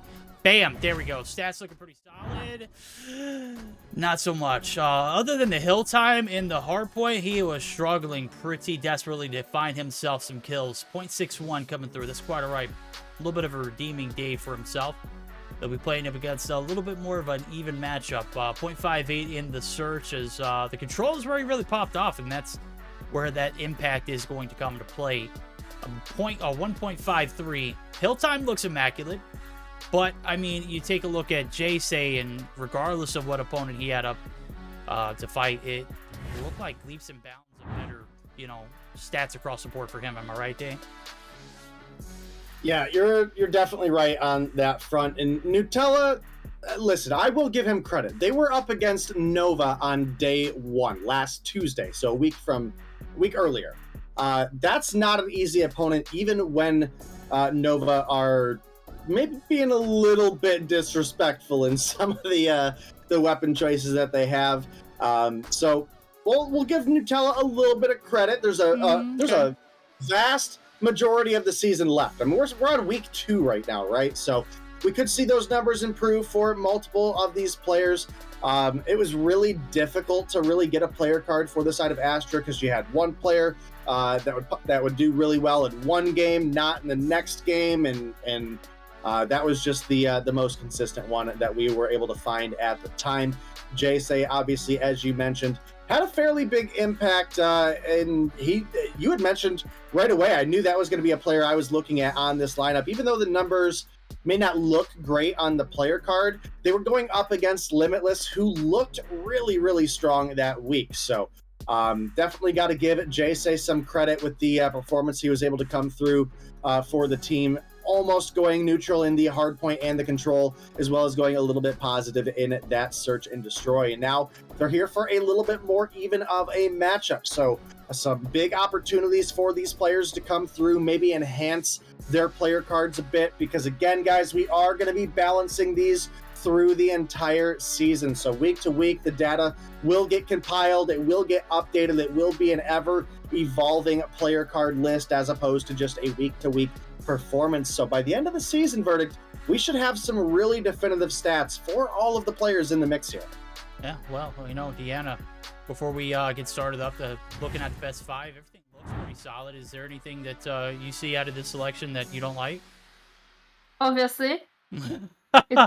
It's raid. What type of question is that, guys? I'm here for like 3 months now. I thought you understand that I don't like raid, but I'm gonna go over the maps before that, right? We did gonna have a hardpoint on Summit, followed by an SND on standoff. Pretty nice, pretty basic until now. Third game is gonna be a control on firing range, amazing. But then the 4th game, raid. Why you guys choose raid? They don't like me, I do believe. And then we're gonna have a 5th game, Hacienda, an SND on Hacienda. I do hope it's gonna be a spooky Hacienda though. And I do hope we're gonna get to the 5th game. I can get over raid if we see spooky Hacienda, okay? I could accept that. but Did not. we ever get that accepted by the admins? Like, did anybody ever come in and say, yes, we can play that if that is a map selection? Oh, Fred, I I'm gotta sad. hope so, bro. I've been playing the map trailer as much as I could because that thing is fire. Like, I don't know what gets you in, you know, the spirits or moods for Halloween that's just around the corner. I mean, unless you're a Deanna fan, and then you can go to her streams, and she is literally, like, caked up every day with Halloween-themed streams. I mean, the girl is always in the spirit for Halloween, and I love it. But I need to see more as far as, like, the gameplay goes. I need to see some haunted, spooky hacienda, okay? I need to see a little bit of a... I want to get shook, right? I want to be, like, in the action. I want to be like, oh my god, the jump scares are real. Well, there's no jump scares about it. Deanna's going to be joining us momentarily. We're going to go ahead and dive right into the first game of this series. As you can already see, we're already 2 hours in to the broadcast, and this is what Best of Fives brings to the table. More quality matchups. And right now, we're on the back end of going through an intense Best of 5 day that went to the Game 5. What are the chances we start this one without even... Okay, there we go. Finally, the 5th player looked in. What are the chances that we get to see this one go a little further than past that Game 3 marker? I would definitely expect this one to go past some Game 3. Now, that's not to say in any way, shape, or form that I think these teams are entirely even, but I do think that they have their strengths. And again, we're in a bit more even of a matchup than either of these teams really, I would say, played against in the past week of competition. Well, Storm can open up with a big 2-piece there and was looking for number 3, but ends up getting taken down. And boom, I think this is... I don't remember if we saw him last week. I don't think we did. Maybe we did. Maybe we did. Maybe it's a name change. Maybe, regardless, it's Hill Hopped, and right now it's Astra. They are... Oh, no, I2K, sorry. Icy. Looking pretty solid so far on the objective. Nonetheless, Nutella is in the mix of things for... Oh, we got the names backwards. I knew this was wrong. I2K is on the top right of the screen. Astra's on the top left. I had the names mixed up. That's on me. I am lost. I don't know where I'm at. Day, help me. Where are we? 45-0. That's where we're at. Good freaking night. P1 lockdown for I2K. Me now, bud. I'm so confused. I'm lost in the sauce right now, homie. All right, well, 45-3 with the advantage coming through, and Verdict has got me all sorts of twisted now, so let me just go verify what we should already know, but don't. That's right, Astra is Nutella's team. Okay, yes. So Astra's on the left, I2K Icy is on the right.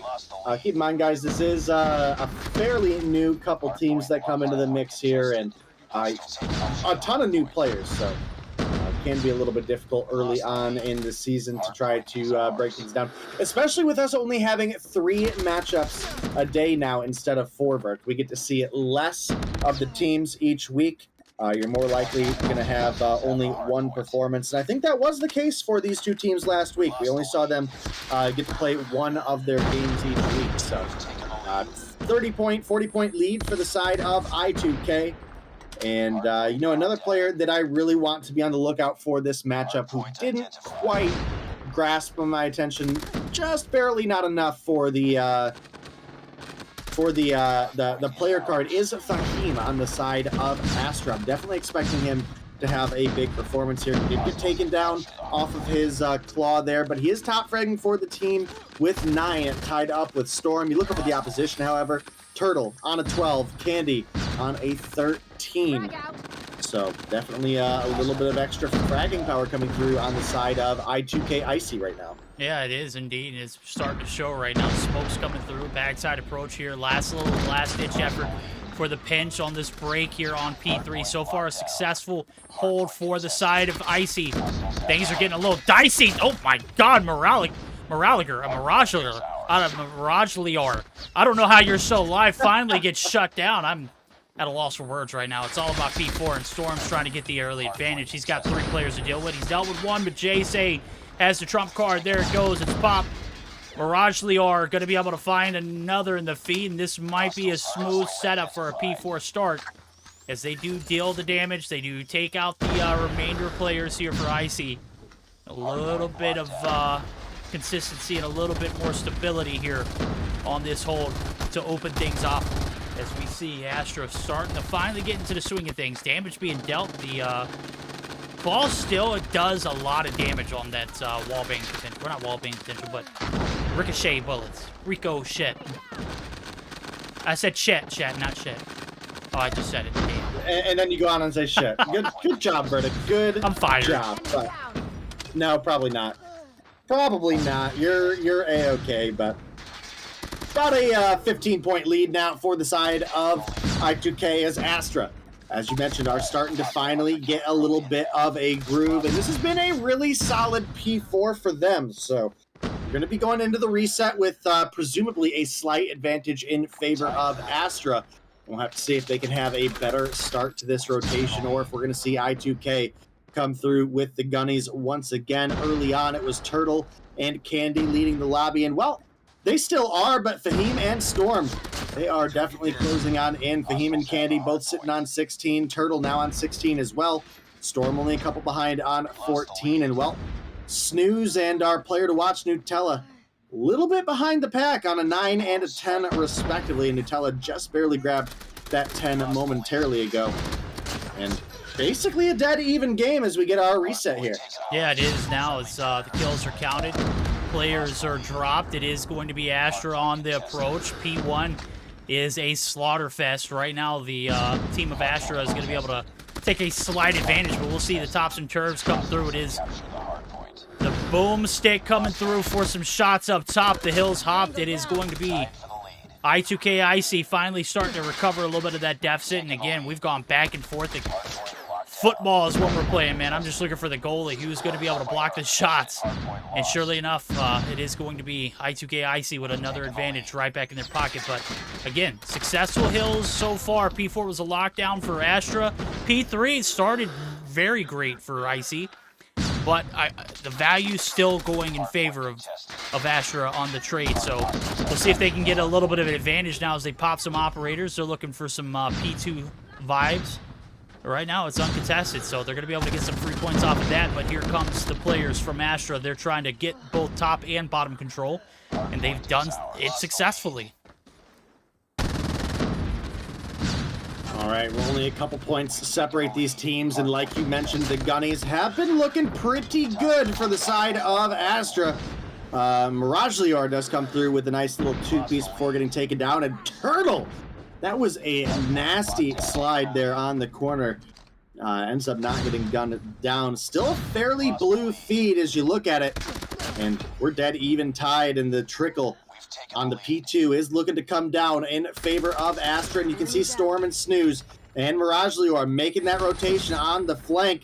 They get the break on, and they possibly get themselves some spawns here as well. And the Claw, I gotta say, the BSA not really looking too different, and if anything, it looked like yeah, I mean, I would say it almost looks stronger, unless if the damage got nerfed. I mean, I think it's definitely tighter. I mean, the bullet spread looks like it's a little less wide, but I mean, again, I'm not sure. I didn't read up on the patch notes. I just heard some bantering on a stream that I heard from Bobby, and well, right now the pro players are making it look pretty solid. P3 opening up, 30 seconds down, no contest in sight. So a little bit methodical on the rotations. You can see the pest Fahim deals with. But look at it. Reward, J-Say going to be able to have the last say in this one. Candy now for the pinch. It's Snooze in the corner. He gets dropped. And with only 20 seconds left for grab, this is not a lot of time to invest in. And you can see the rear end's going to be held up by J-Say. He's going to be able to pick up some time before he makes his way through the site. And now it's all about P4. One player to deal with, Turtle, he is out.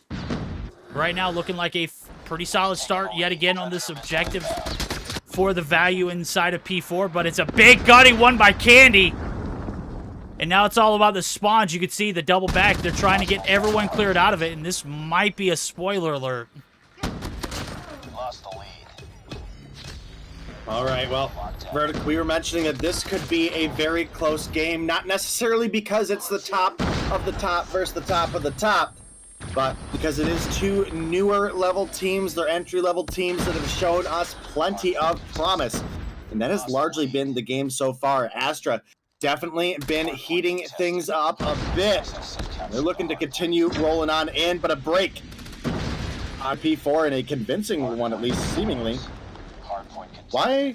What are we doing here, guys? There you go. There you go, boom. There's the push on in. Maybe a little bit late. We do have Turtle coming in on the flank as well. Some trickle is going to go in favor of the side of I2K. Icy. Nope, they're getting off the point. What are we doing here, Icy? You know what, bro? I'm just like SMH. Listen, they're doing decent on the gun skill and on the rotations, but some of the finer decision making is really where they're costing themselves some points. Yeah, Candy's got some of the sweetest of shots I've seen so far. 30 on board. I think the first player for that team to pick up. And if you look on the flip side of things, you got Fahim, who has scratched the surface of 30. You got Mirage Lior, who has vastly stood out this series so far. He's going to be able to gun Turtle, brings the boomstick to boom himself in the reload. I think I've seen him reload more than I've seen him shoot. It's kind of ridiculous. Nonetheless, the kills are there to show. Candy's right there, half health. The Claw going to be able to hold off the rotation through this side of the map. Candy, we didn't forget about you.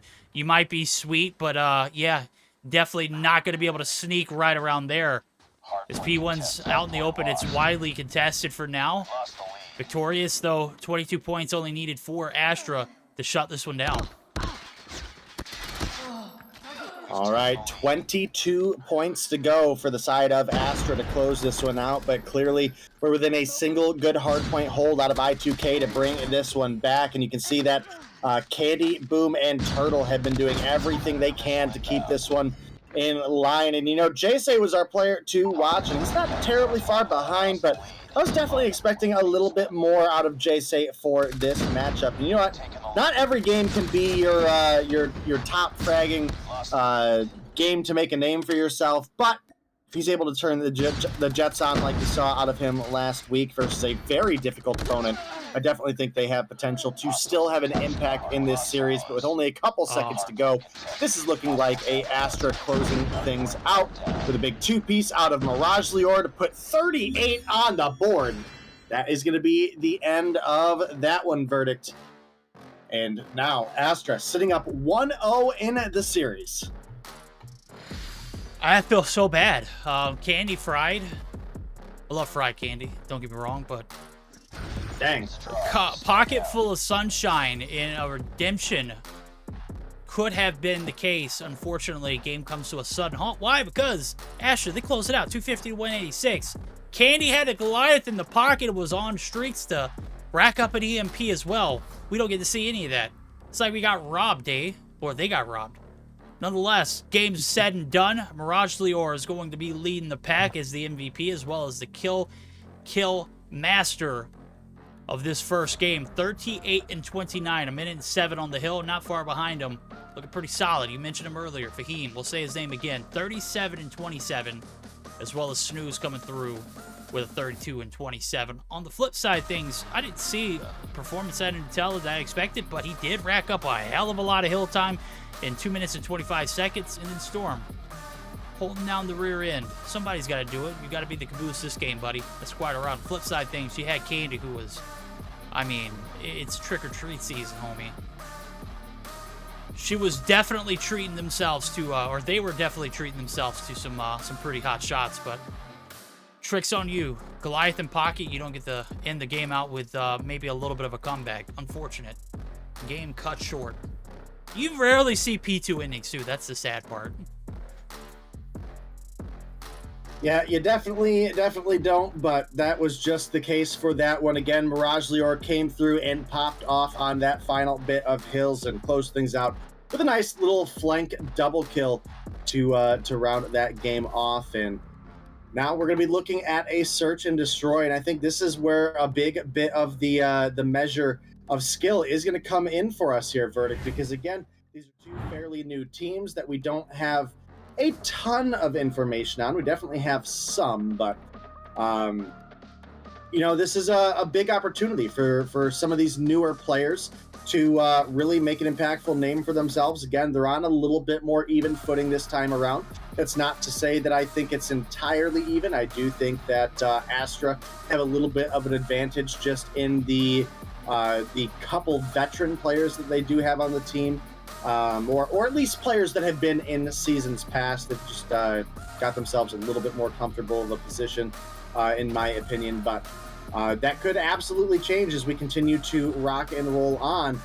We could see I2K get themselves a little bit of a ball rolling in search and destroy. Maybe they jump into control and have a little bit of that momentum that they can capitalize on. All right, well, we'll see how it pans out now as we're getting geared up, as Dave mentioned, for that search and destroy. And lo and behold, we've got a little bit of standoff back in the mix for that map number 2. We're guaranteed that firing range control, but Icy, you've got to frost up here, my friend. You got to stand firm. You got to make a comeback happen at some point. You got to have the gunnies hot. I mean, they started strong in that summit hardpoint, but they did not end very well. Certainly get outgunned, out-rotated, out-transitioned, out-held. I mean, I think the, spawns or not, Astra looked pretty solid on making those entry frags happen and then capitalize on those points. And then not only that, they stuck around for the scrap time day. They were not too proud to say, hey, I'll hop this hill, even though it's only 10 seconds left for grab. I surely want every bit of that 10 seconds, right? Yeah, again, I think there was some minute rotations where we had an opportunity to pick up an extra, 15, 20 or so points of trickle time, where on a map like Summit, for example, that P4 into P1 reset rotation, why are you not anchoring those last 14 seconds on the hill? The amount of time it's going to take you to rotate from the doorway there at P4 to get the high ground advantage even for that P1 reset, that was just wasted opportunity on the side of I2K. And again, I think that is where I think the advantage is a little bit on the side of Astra. They have a couple players that have been in Mobile Mayhem before. They have played on with players that at the time, were also newcomers with them that have gone on to some more successful teams, to say the least. And I think that extra experience is going to help them capitalize in some of their communications. And I think we did have a big ball drop by missing the listen-ins for game 1. Yeah. But the action was just so close that, we'll make sure when we get into control, we do get that opportunity to listen in. All right, well, no opportunity to listen in here for Search and Destroy, but you'll be able to listen and tune in to the vibes that Day and I bring to the table. We're going to be high intensity, high velocity, top speed, casting. No, I'm just kidding, bro. We're old people. We're trying to keep up with the action, trying to deliver the best experience. We're going to see who comes out on top now as we're going to go ahead and start this puppy off. First 6 rounds, we're going to have Icy on the defense. Boom. There ain't nothing conservative about this push. What are you doing? You've got to hit that. That was about as free as freaking get. Very unfortunate. Very sad. Nonetheless, Candy coming through. They don't miss. And surely it's October, bro. How could you have any kind of, bad vibes in your heart when you've got a pocket full of candy? Grenade out. All right. Well, like you said, little difficult to miss some of the easy ones there, but that saying that we've got verdicts. Sometimes the easiest shots to land can be the easiest ones to miss as well, and I think that was a prime example of that. So, especially again for some of these newer players who maybe have a little bit of nerves that they're still working to overcome, but boom, is going to come through with one onto Fahim, getting them on the board. Finds another onto Mirage. Lior was looking for Snooze, but Snooze finally going to find a refrag. Storm takes down Jay as well. Oh, the shot! That's going to tie things up. We're looking at a 2 versus 2 now, verdict. Oh, he's a feisty one, ain't he? Storm coming through. Higher impact damage than Ian, if you ask me. Good night. I say that, and Fort Myers was literally flooded. I watched the video. That thing, it was disgusting. There's so much water. Right now, we're focused on Search or Destroy at hand. And Candy and Snark, you started the round off. Icy looking pretty solid, but Round develops. Astra gets the better of the 3 players you had standing strong. Well, there it goes. Candy going to be able to deal the damage. Bomb's going to go down. Storm now to 1v2. This is your time, homie. Time to shine. Time to go big. Time to deal more damage. We'll see if he can do it, Dave. 30 seconds on the retake here for the 2v1. Candy and Snark now trying to devise a plan that'll work. And right now, they're not getting any information other than the fact that, hey, he might be in this cubby. Well, might be and kills secured are definitely different, but Candy going to find Storm. Now plenty of time to come through with the closeout defuse here, and that's going to be round 1 on the board for the side of I2K. Candy putting up 3 on the board is definitely big there, and as well as Boom had 2 really crispy shots that were able to recover from some earlier misfortune. But round 2, getting ready to start. Storm 2 on the board. We had Snooze coming through with 1. Now the aggressive push on up towards A is going to leave Snark concussed on the bomb, but the players don't see him. Free kills! Free kills! There's 1! Here's the other one! You had 17 bullets! Why did you stop shooting? That hurt. That hurt? We're in pain and despair right now. There was so much that happened on that tractor site before a single kill came through. I was already lost. Boom now and just absolutely. I mean, I was concussed. I was flashed. I had someone throw a trick-or-treat bag over my head. I couldn't see a thing. Storm. I don't know how flat-footed could be. Are you flat-footed? Storm says yes. Nothing more. Boom, gonna be able to bring the pain now. It's a 2v2. We've reeled it back. Snooze and Fahim looking to hold the fort solid. Candy just, I mean, free is free. I've seen so many of these so far in this round. Ain't no way! Why are you going for the defuse? There's 1 player left. He's got to be in cubby, right? We got to ring around the rosy. Snooze. Look at that. Look, he's just like, hey, buddy, you can kill me. I'm right here. Just...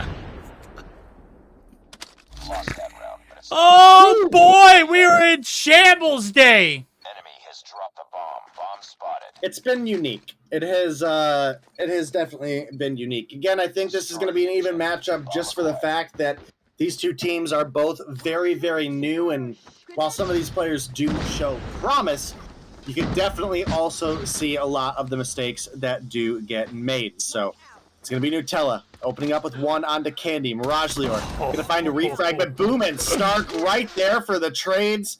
We're now looking at a 2 versus 3 with the player advantage in favor of Astra.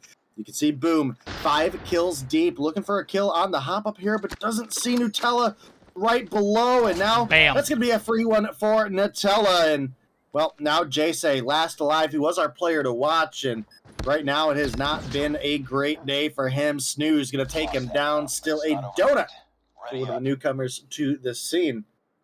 And the 2-1 lead in favor of Astra as they're looking to possibly take a 2-0 advantage in the series. 2-0 advantage in the series. Smoke's been thrown. Concussions have been just, I mean, devastating on that tractor side of things. Right now we're looking for a little bit more of a subtle approach. Fahim's going to be able to get some sights on turtles. Bro, if you got turned on, I would have turned the emulator off. I would not have been able to let chat see that.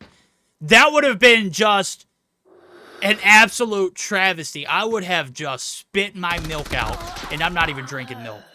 Jace spits his milk out. It's going to be 1 kill in favor of him. Fahim's gunny just not hot, but it's a 2-for-1 trades coming through. Fahim's going to be absolutely canned after dealing a little bit of damage. Mirage Lior continuing where he left off in the last game, and if it wasn't enough damage, he said, take the shots from the DLQ. Now it's all on the Snark. He has been ousted. He has been ostracized off of this cubby site. He's going to get dropped in the 3-1 lead. Still in the hands of Astra, bro. I've seen some crazy things in Search to Destroy. This one has been... I'm just scratching my head, shaking it too as I do it. I wish you could see, chat. You would. You have no idea. All right. Well, the 3-1 lead now for Astra. Got Jay on a full concuss there for a moment on the tractor, but finds one, finds two.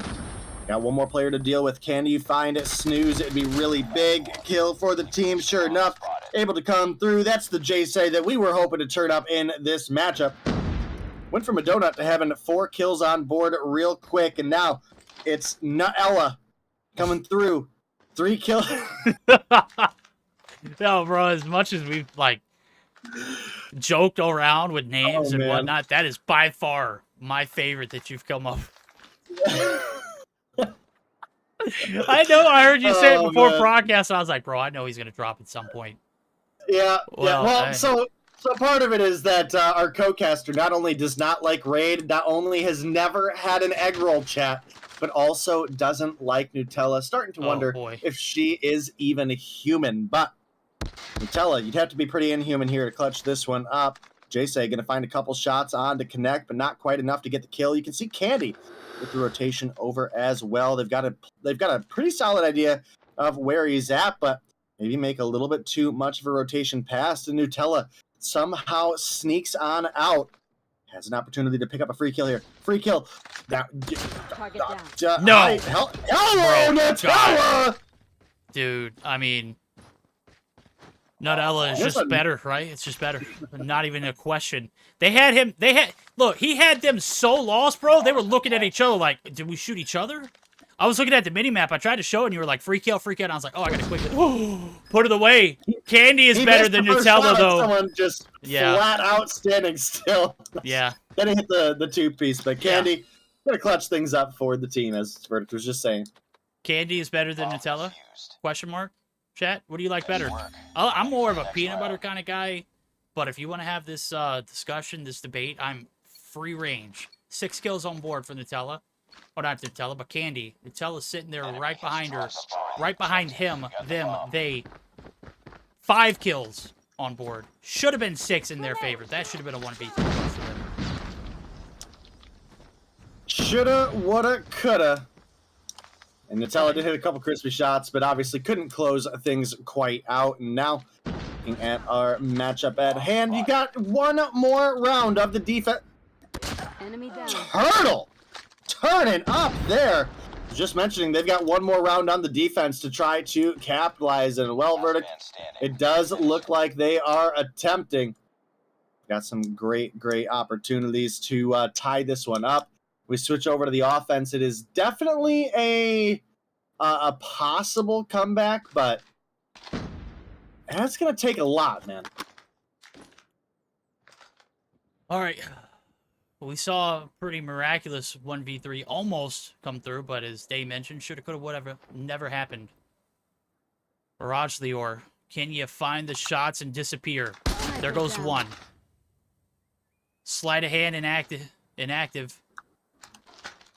We'll see if the shots are crispy. The wall bang's not hitting. I don't think that ZRG is the best to get the information you want, other than maybe, hey, I'll tickle you. If you make the Whoa! Am I not turtly enough for the Turtle Club? Turtle says yes. We're tied 3-3. For a second, I thought he was about to give doof, bro. I thought we were about to see him erase from existence. Methods, that is very, very provocative. We'll allow it. Frag out. Are we going to allow anything that Method says? Is that really the path we're taking? No, that's not. All right. That's right.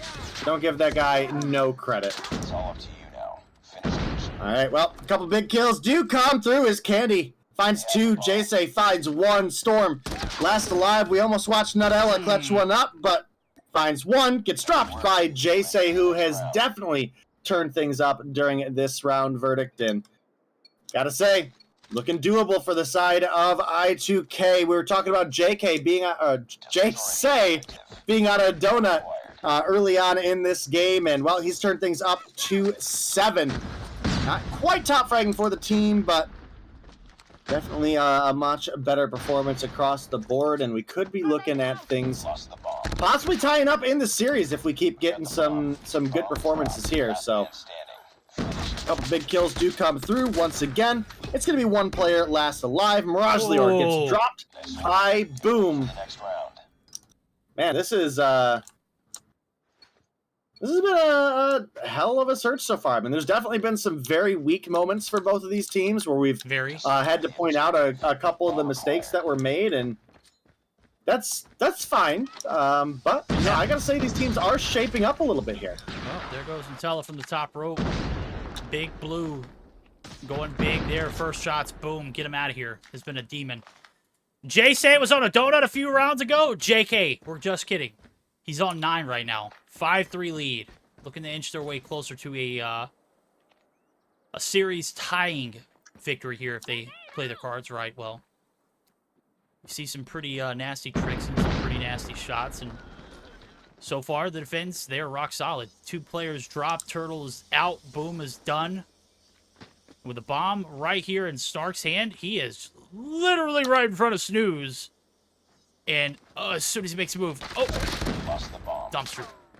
Candy, last player alive to 1v5. Now we got the shoe on the other foot day. And it does not seem to fit. We'll see if Candy can make something happen here. Be a catastrophe for the side of Astra, but it would be a miracle for Icy. All right. Candy, you got 9 on board. Can you add 5 more bodies to the bag? No, you cannot. Fahim going to close out the most convincing round that we've seen so far between these two teams. Obviously, still plenty of opportunity for anybody to come away with a victory, but The objective. We got the bomb. you know, I gotta say, for these both being 2 newer teams, I'm pretty content with where they're at right now. Obviously, they've had 2 different opponents, but we're very early on in the season, and neither of these 2 teams has really got a great opportunity to maybe get that full extent of practice in. Right? I know that's something we saw a while back in the NA qualifiers or challengers rather.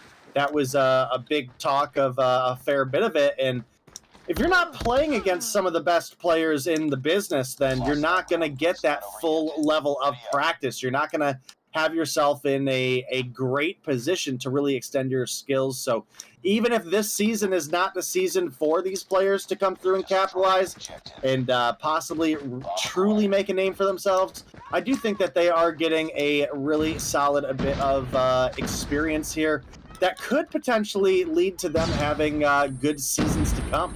All right, well, here comes the hit. It's the back alley approach. This is an old school hit. Gonna be able to find 1, make it 2. Jay says on the prowl. He is putting some shots in. The gunny looking better than ever. 11 on board. Turtle gonna be able to find Nutella. They've cleared out Blue. Now they're on the prowl here. The collapser on the A site. Snooze! I saw the chuck. It was nasty, but does not do anything other than a bit of damage. He's going to drop Fahim now in 1v4. Turtle's the only casualty so far. Bomb's going to be hopped. That's going to reduce the clock. Minute 10, 45. The bomb has been planted. Rose hates the corner. Candy, sweeter spot than ever. We're on map point looking to tie this one up. What better way to do it than to throw your opponents off? What a back alley hit that was. I don't think I've seen one of those in quite a while, and I think that was perfectly executed for them. So, inching themselves closer to a tied series. This round will tell what we will see moving forward.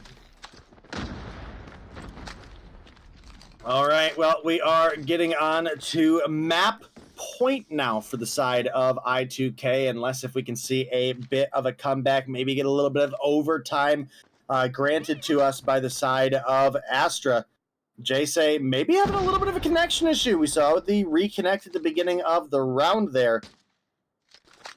And, you know, again, we talked about him bouncing back, not being quite top frag, but catching up. And, well, he's coming through top frag by 1 in the lobby now. So I'm glad we picked him as our player to watch for this team. May have been a little bit of a rough start to the hard point. May have been a little bit of a rough start to the search and destroy, but he definitely turned his way up in both of those matches and has made it a bit more exciting. And now you can see both teams playing very, very cautious. Snark playing super far back with the bomb. Hopefully we'll start to see a push come through out of this team here soon, because they've only got 45 seconds left on the clock this round, Verdict. Yeah, they do. Boom. Gets the entry frag. Clears out Delhi. The hit, though, it's going towards A, and this might be a mystery. There's 3 players here waiting for you to make one wrong move. Storm inserts himself in the equation. Snooze gonna get some shots in. Fahim gonna get the yoink. Candy gonna be able to find a second.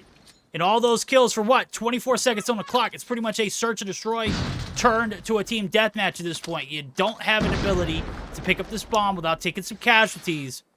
We'll see how it pans out now. 13 seconds on the clock. Boom. Opening up the floodgate. Storm. Drop. It's all on Snooze. He's in the cubby. He's playing time, but two peak at the same. And that was a very intense last 30 seconds of that game. We didn't even get to see the full of it. 7-5. We are tied up in the series. Icy coming back. Ice flowing through their veins. They get the clutch. They put Astra out of business. And we are heading to a game 3 tied up. All right, well, definitely a great game between these two teams, and that guarantees us at least another game 4 here, Verdict. Can we see this one go all the way to a game 5? Can we help Verdict milk those watch hours is the real question. No, of course, Chad, that's not really why we're here doing this. This is all about trying to just give these teams all the best opportunity. And one great thing about these best of 5 verdicts is that no matter what, even if you are getting absolutely waxed, you get that opportunity to practice some control. And I think that is a big feature for these teams here. Obviously, Candy ended up on 13, a big factor on why this team win. You had Jace turn things around. You had Boom come through with 10 as well. Then it drops down to 6 with Turtle and 4 with Snark. But you look over at the opposition, you had Mirage Lior and Fahim on a 10 and 11. And then it drops down to the jackpot 7-7-7 combo for the side of Astra. But unfortunately, 7-7-7 in this game is not going to get you that win. Nope, not at all. But it's much better than seeing a 6-6-6 and still losing, right? I mean, come on now. Unfortunate, to see those stats, but fortunate to see a 7-7-7. Doesn't matter. You lost. We're heading over to firing range for a little bit of target practice and a little bit of control practice as well, as that's what's left on the agenda here in this best of 5. We're guaranteed that game number 4. Thanks to I2K putting their money where their mouth is. Playing icy as hell, bro. We'll see if they can crush it. It's firing range. I know ice melts in heat. We'll be able to see them withstand the fire that the side of Astra can bring to the table. I know we saw the gunnies were hot in game number 1, but Search and Destroy, it's a little different. We see a lack of overall. I mean, I'm gonna be honest with you. I'm gonna have to go back and rewatch that Search and Destroy. It was kind of brutal, to say the least. We'll see if they can redeem themselves here in the control now, as we are guaranteed that one. Brought to you by those best of 5s. Don't go anywhere, chat. We still got plenty of action. We're not taking a break. We're just taking a look at what we've got at hand. As screenshots are coming through, looks like we are almost good to roll. Annihilator and Purifier banned. We'll 100% chance see that raid hardpoint enter the stage. And I know one person's not very happy about it, and that's quite all right, because that person is not casting right now, Deanna. Here we go. Stray shot verdict. Opening up with first blood. We'll get Deanna the chance to fire back when we get back after the series. But nonetheless, action strong here in this Astra and I2K series. We're tied up so far in the control. Looking like a little bit of firing range in our forecast, Dane. Well, fortunately, I loaded into the game. My dad had called me there for a minute, and obviously he is down in Florida now, so I wanted to take that opportunity to just talk to him. He's, over the past couple, week or whatever, I had been able to talk to him, and it sounded like in his area it was mostly just a lot of wind and rain, but he's a little above the surrounding area, so everywhere around him got kind of got flooded. I got family in like the Fort Myers area. Frag out. Mm-hmm. And I mean, almost all of their property got destroyed. It was they have a lot of property down there too, so it was pretty devastating. Right now, Storm and Squad Astra, they're devastating this I2K off the rip. It's going to be 5 in the feed, a clean sweep, as the players have not had a chance to get out of their spawns before meeting Mirage Lior, putting up some hocus pocus. Well, We're in the spooktacular season, and man is frying right now with a 3 combo. Hunter-killer drone deployed. All right, well, Nutella coming through with a kill as well. Seeing a lot of Holger coming through in the meta, guys. And this is what we got to look forward to for this. Got a little bit of time left here on the control round start. About 49 seconds. One B-tick does come through. That's going to be Snark with his feet on the hill. And Mirage Lior was making that rotation over, trying to be here for the shutdown, but gets taken down from behind and looking like a possible really good open from the side of, I believe this is I2K. Yeah. Still a little confused on the names, but I think we're getting it locked in here. Yo, poor Fahim. Oh, I got a Goliath. Yikes. Yeah, yikes. Fahim literally has just, I mean, poor guy. 3 times been just absolutely canned trying to push this B site. And, I mean, if once wasn't enough, twice wasn't enough, third. Can I please have some more? Absolutely. 4 times the charm. Boom. I mean, if that's not enough of, you don't need to be on B. You know, come to realization, well, I mean, right now the kill count's still relatively close, but majority of those kills in the feed have been Fahim. He's 0-7, and if anybody knows what it takes to fall shy of being able to respawn back in on a control game, it's me. You die 10 times, you don't respawn. It just doesn't happen. Oh my god, he could not. He's just eating L's right now, man, and I'm catching every single one of them. You're running out of lives. Poor guy. You don't deserve that. Tell me how you discovered that dying Died 10 times verdict. Yeah, I died 10 times. Twice. It was sad. Friendly hunter-killer deployed. All right, well, hopefully we'll see some optimization on that for COD Mobile's future in Control, especially the Stage 5 right around the corner. I'm gonna be honest, as close as we are, I'm thinking probably not gonna happen before Stage 5, but definitely have some possibilities of our next year looking pretty spicy. So hopefully we'll take some notes from the side of the CDL. And first round did come through, and it was I2K getting that round of victory. But you got to keep in mind, Nutella does have a Goliath in the pocket, has some big opportunities here to really grasp themselves a winnable situation. But the kill feed ain't even looking like the Goliath is going to matter. In fact, I almost want to say it's almost a waste to call it in this round. So let's see what they decide. We've got a 14 kill advantage for the side of I2K. Yeah, and my god, I've never seen the nastiest jaws of life come clamping down on your opponents. The score streak's starting to ramp up now. Does look like Jay does have a Goliath of his own to combat the one that Nutella has. Least of their worries is this round now. It's 24-8, just getting worse and worse by the moment. Spawn trapped enabled yet again, and boy, I gotta say, you gotta be clenching those cheeks coming out of spawn right now, man. It is a brutal one. 4 lives remaining, 11 seconds. I mean, it's a race against the clock now to see what's gonna happen. Time expire, or you're gonna die by deaths, or lose by deaths. I mean, you're gonna die by deaths regardless. It's 4 lives to 18. Ain't no way they come back. Imagine. It's pretty wild how that works, huh? Yeah. You die by death. Yeah. I mean, you can't wake up dead, Day. Ready up. You can't go to bed dead either, right? That's a scary movie reference. It's terrible. I'm god awful. I'm the worst. Fahim picked up 2 kills that time. You're the worst, but you're our favorite, okay, There we Verdict? go. You're the only reason that anybody watches EU. I hope you know that. EU certainly doesn't know that.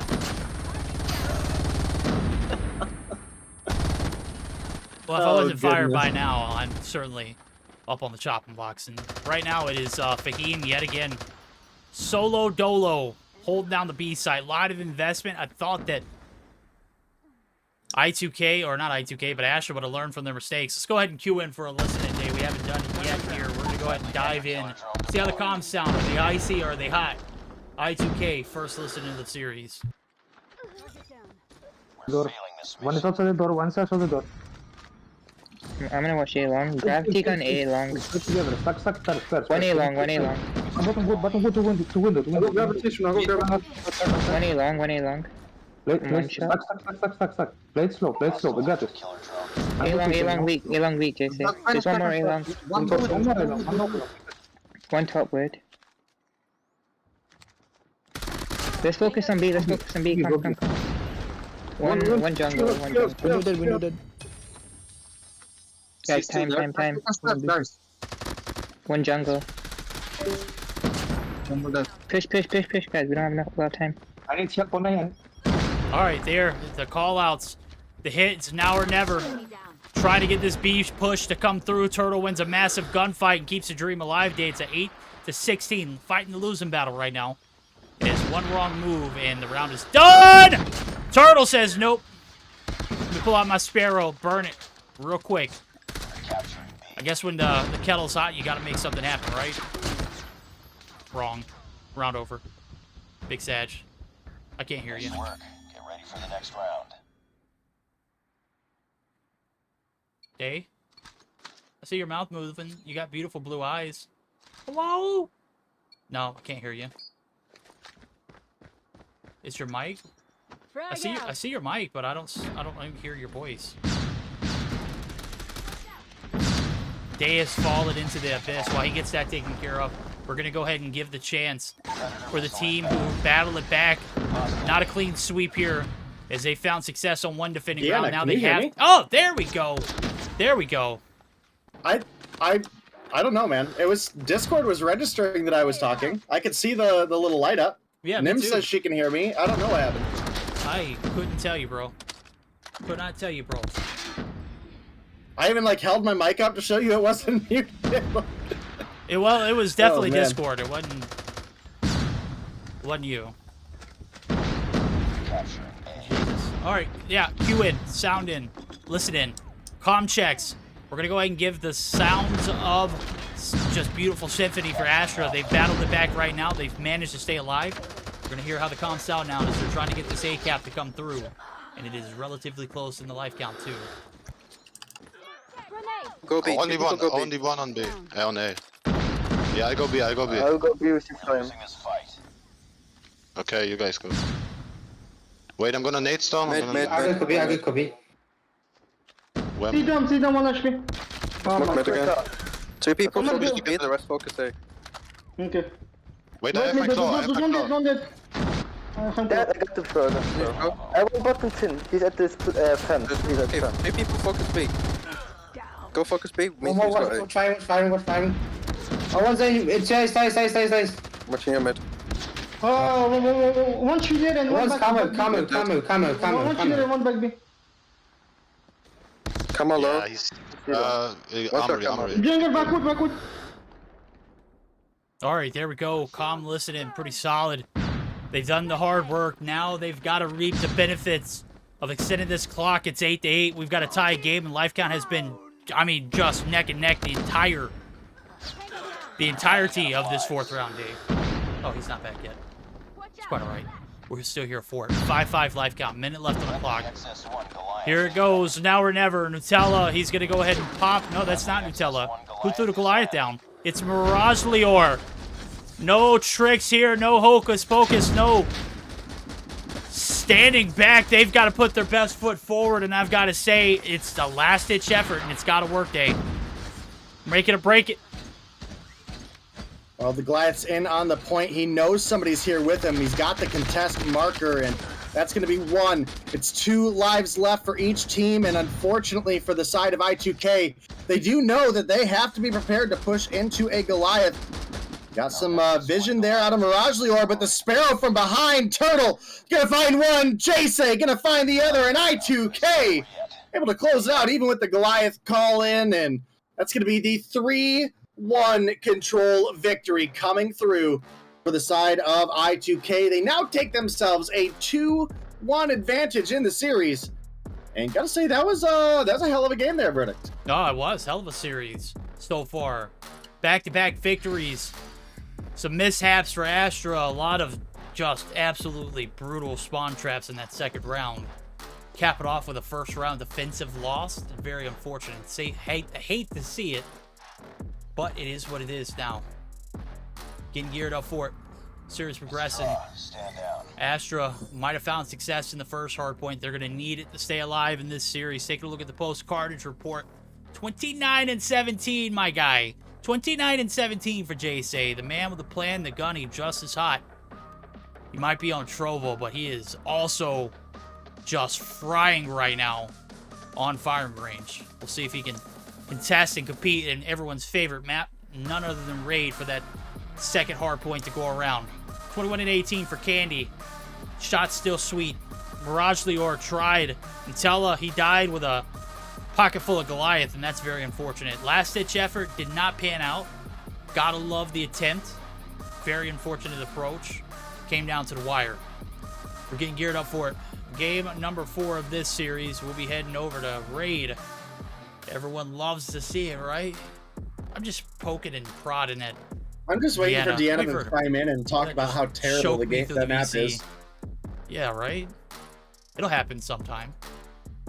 Make me my words, right?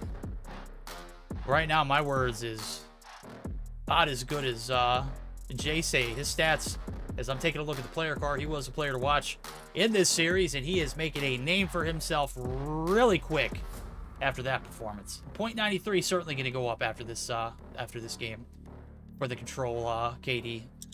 Hardpoint needs a little help though, as well as the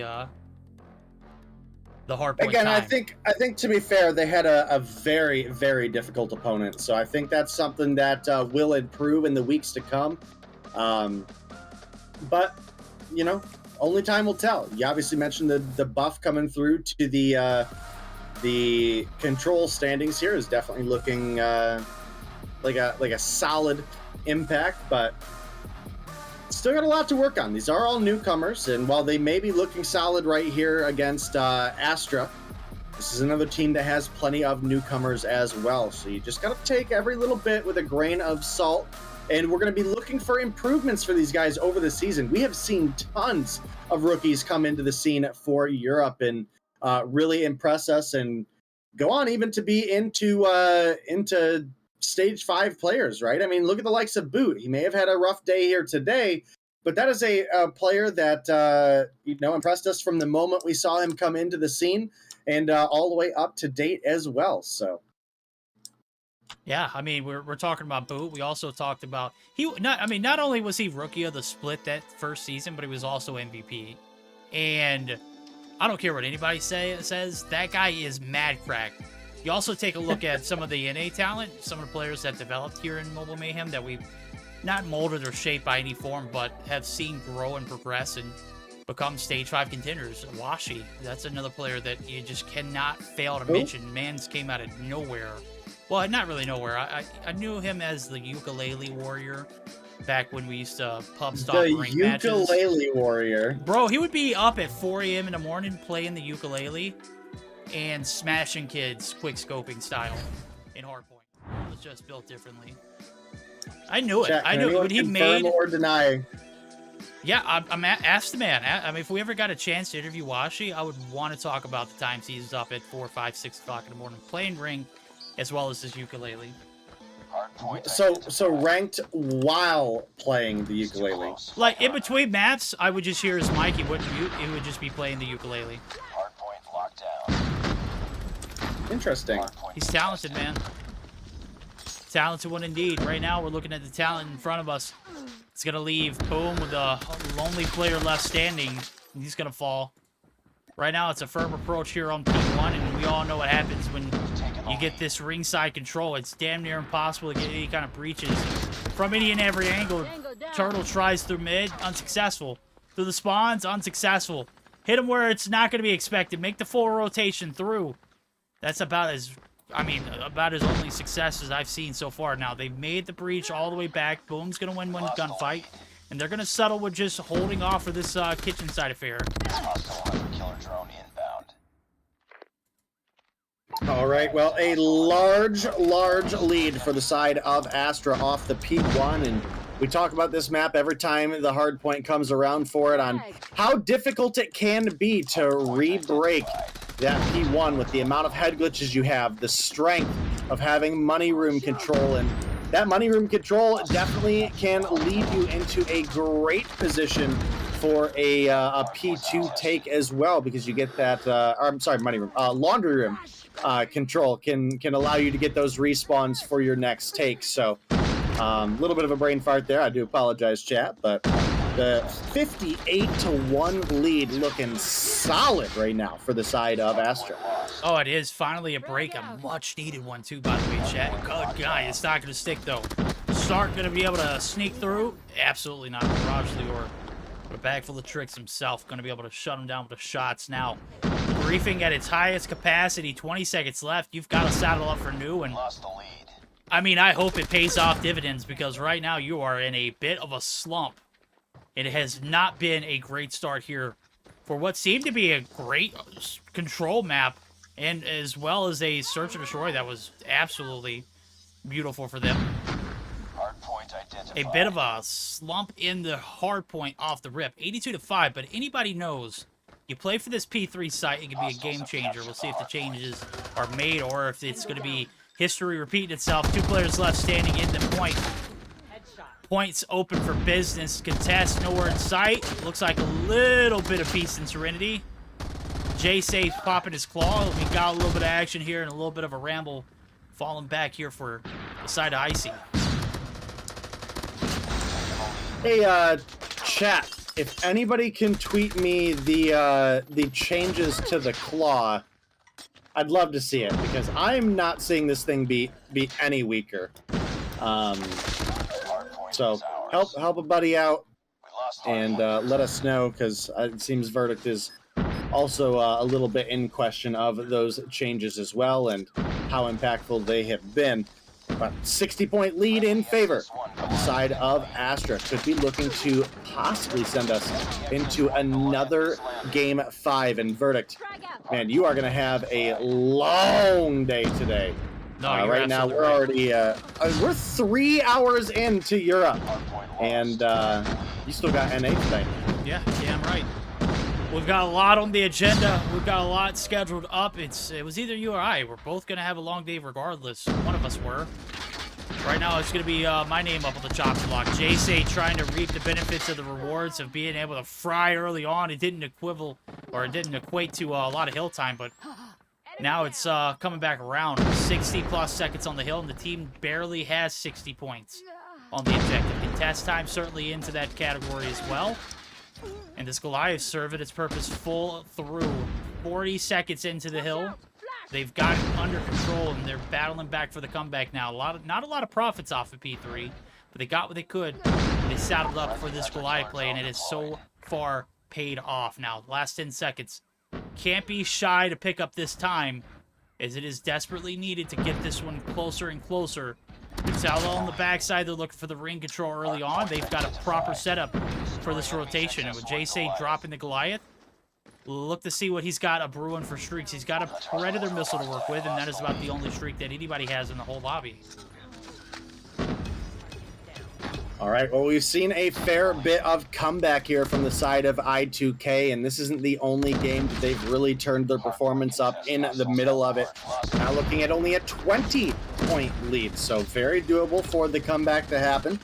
And, well, streaks can play a big role. And looking over at J-Say, you've got the Hunter Killer, you've got the Predator Missile, and those could be some really strong streaks for a P1 reset if your team is trying to make the break. We mentioned how strong the head glitches and rings can be, and well, if your opponents have to be looking in the sky, they are going to take their eyes off the gunfight, even if you don't come through with a kill out of the Pred missile because someone jukes it on the pillars.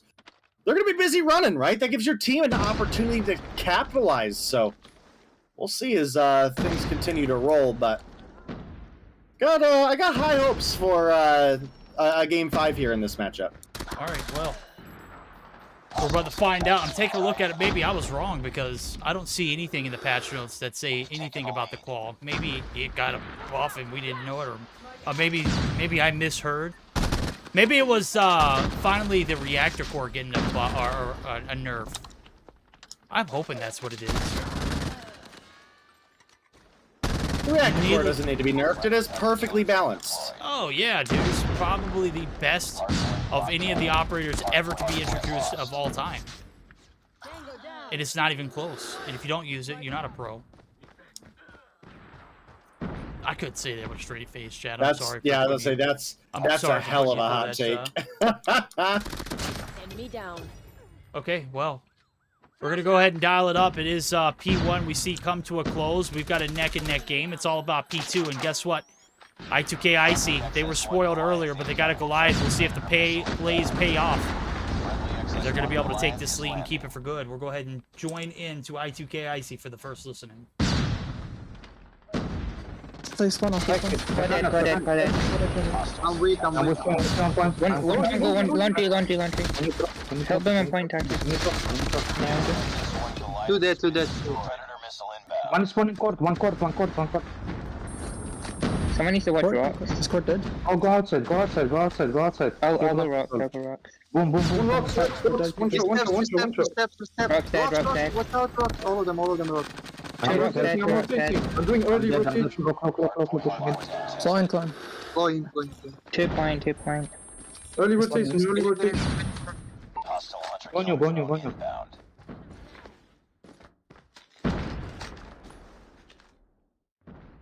All right, listen in, Don. You heard the call-outs. They have Vamoose out of P2. Kitchen site was not where it was at.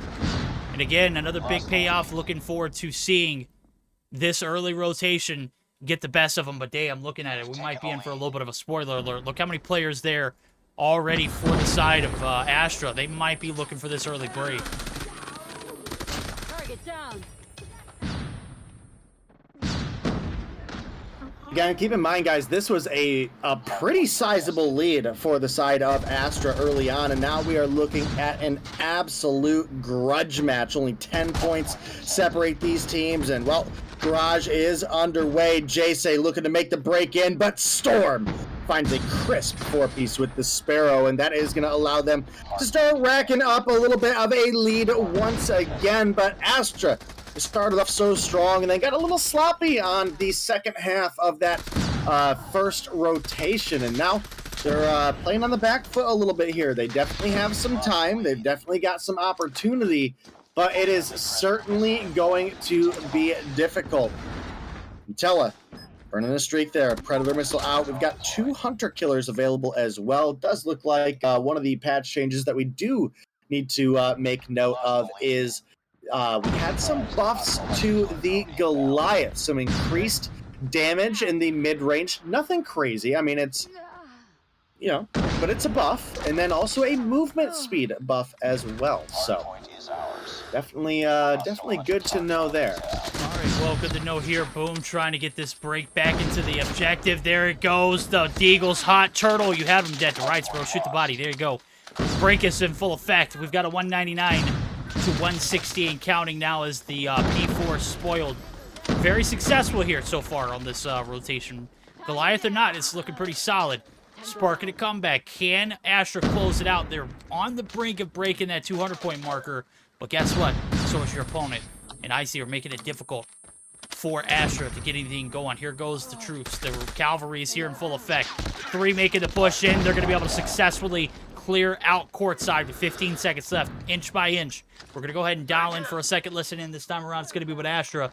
We'll see how the tunes sound now as they're getting ready to gear it up and close it out on this P5 rotation.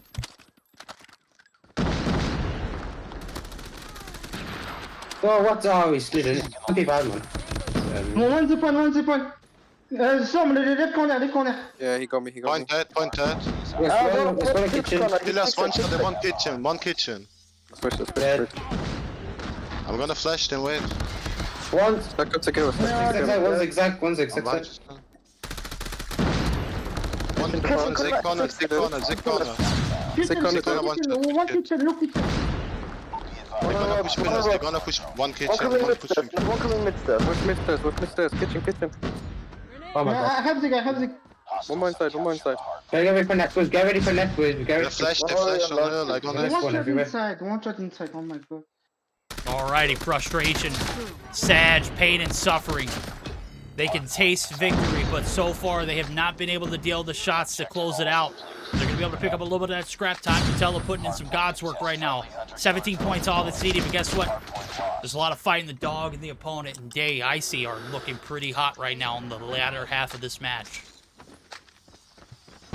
And definitely got to agree with you there. And only 17 points to go now for the side of Astra. Can they find a way to close this one out? It looks like their opponents are going to be the first ones to get onto the P1 reset. We saw what a stronghold that was out of the side of Astra for that particular instance. So let's see if they can make a break, or, well, Verdict, there's enough time that a solid hold could come through with an I2K victory, which would not only get them to win here in this second hard point, but it would pull them together the victory in the series in 3-1 fashion, and it's looking doable. 10 points to go. Only 2 players even have potential to touch. Mirage Leo finds one that gets taken down, and that's going to be a big win for I2K Icy.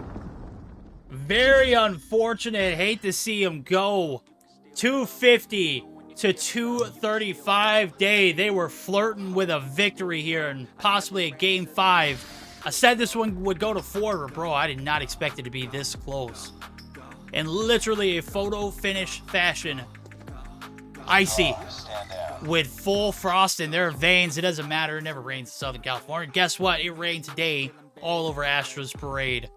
Bro, they were so close. Made it rain on the parade, dude. Yeah, oh yeah. What a freak of nature. 44 and 25. Put that on the player card. And he had 2 minutes and 7 on the hill. Good night. You can thank the Goliath for 60 of those seconds, though. Let's be real. Nonetheless, Icy, they stand out and prevail in a very, very back and forth affair on Raid. And ladies and gentlemen, we've got ourselves a 3-1 victory in their category. And man, I gotta be completely honest. I thought the series was gonna be a 3-1. I just didn't think it was gonna be in favor of I2K. Yeah, I think we both pretty much were on board with a 3-1 for Astra. So did go to 3-1. We got that part of the prediction right. But that little extra experience we thought that you maybe had with the likes of Nutella, Fahim, and Storm just didn't quite match up to what Jace and Boom brought to the table. And then you look earlier on in the matchup, and it was Candy and Turtle. So really solid performance across the board for the side of I2K here today. I have to look at the schedule and see if they're going to play again on Thursday. I'm not entirely sure, but let me tell you what, Jace definitely making a big running for himself to maybe be the player to watch for this team again, with the way he closed out these last couple of games. So we'll see what happens there. But the 17-point win comes through, the 3-1 victory, and that's going to be some nice crispy points picked up for I2K, who we were mentioning earlier was sitting down towards the bottom of the lineup. I think that definitely going to help them out, and I think with the way our points are distributed now, I think that might actually give them a top 5 currently. Okay. I mean, obviously there's more games to go, but well, you know who's not sitting at the bottom? They're sitting at the top right now. Even though we just saw Raid and how lovely and great it was, we have someone here to debate now. We'll have them have a word in edgewise now, as Deanna's going to be joining us back here in the booth. Deanna, thoughts? That one ended on Raid. How ugly was it? Oh, it was amazing, an amazing matchup. Obviously, not the Raid part. We shall forget about Raid. Like, it never happened. Okay, never happened. But both teams put a hella fight on the Raid hardpoint, and I'm pretty happy seeing this game. Maybe makes me to kind of like Raid a little bit, you know. Hey, yo! A little bit, okay, the performance was amazing, right? We did saw JC comes through with the MVP and 44 kills, and I do believe this was him using at some point Goliath on the hardpoint. That was a very good hold, and I was very impressed with it. And he was clutching in the SND too previously, so overall it was a good day for JC and I2K. Okay, they come in and got a 3-1 win, and that was awesome. That was awesome. I was expecting to a 5 game, right? 5th game, sorry. But like 4 games, I'm happy with it. I'm happy with it. But guys, we are getting up for the last matchup of tonight, okay? Because I'm very, very excited for that one, right? It's gonna be Animus versus Theory Gaming, and as you guys know, I'm an Animus fangirl, so we're gonna see you after a short break.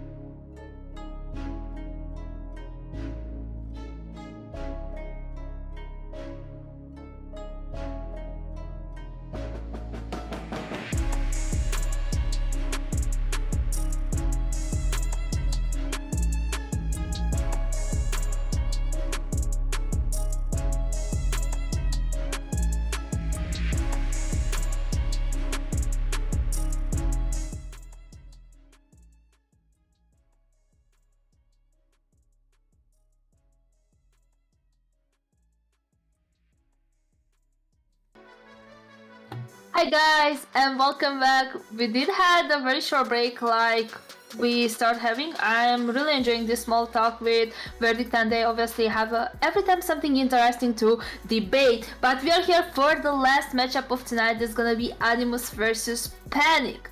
Guys, give me some predictions. Verdict? Oh, I think we talked about this prior to match number 2 and trying to see like where we were going to be at for the night as far as like timing. And right now we're 3.5 hours in. We have yet to start this last series of the night. And I've got to say, I think this series goes in a 3-0 fashion. But I think the boys over at Panic put up a hell of a fight. They? I gotta agree with that. There's two main teams that we talk about in Europe when it comes to consistency, and Animus has definitely been one of them. And even more than that, I think Animus have really pushed the peak of what they can bring to the table as far as the talent in the past couple months specifically. I mean, for a while there, we saw this Animus roster, and they would go up against the likes of Nova, even dating back to, I believe they were Stamina previously.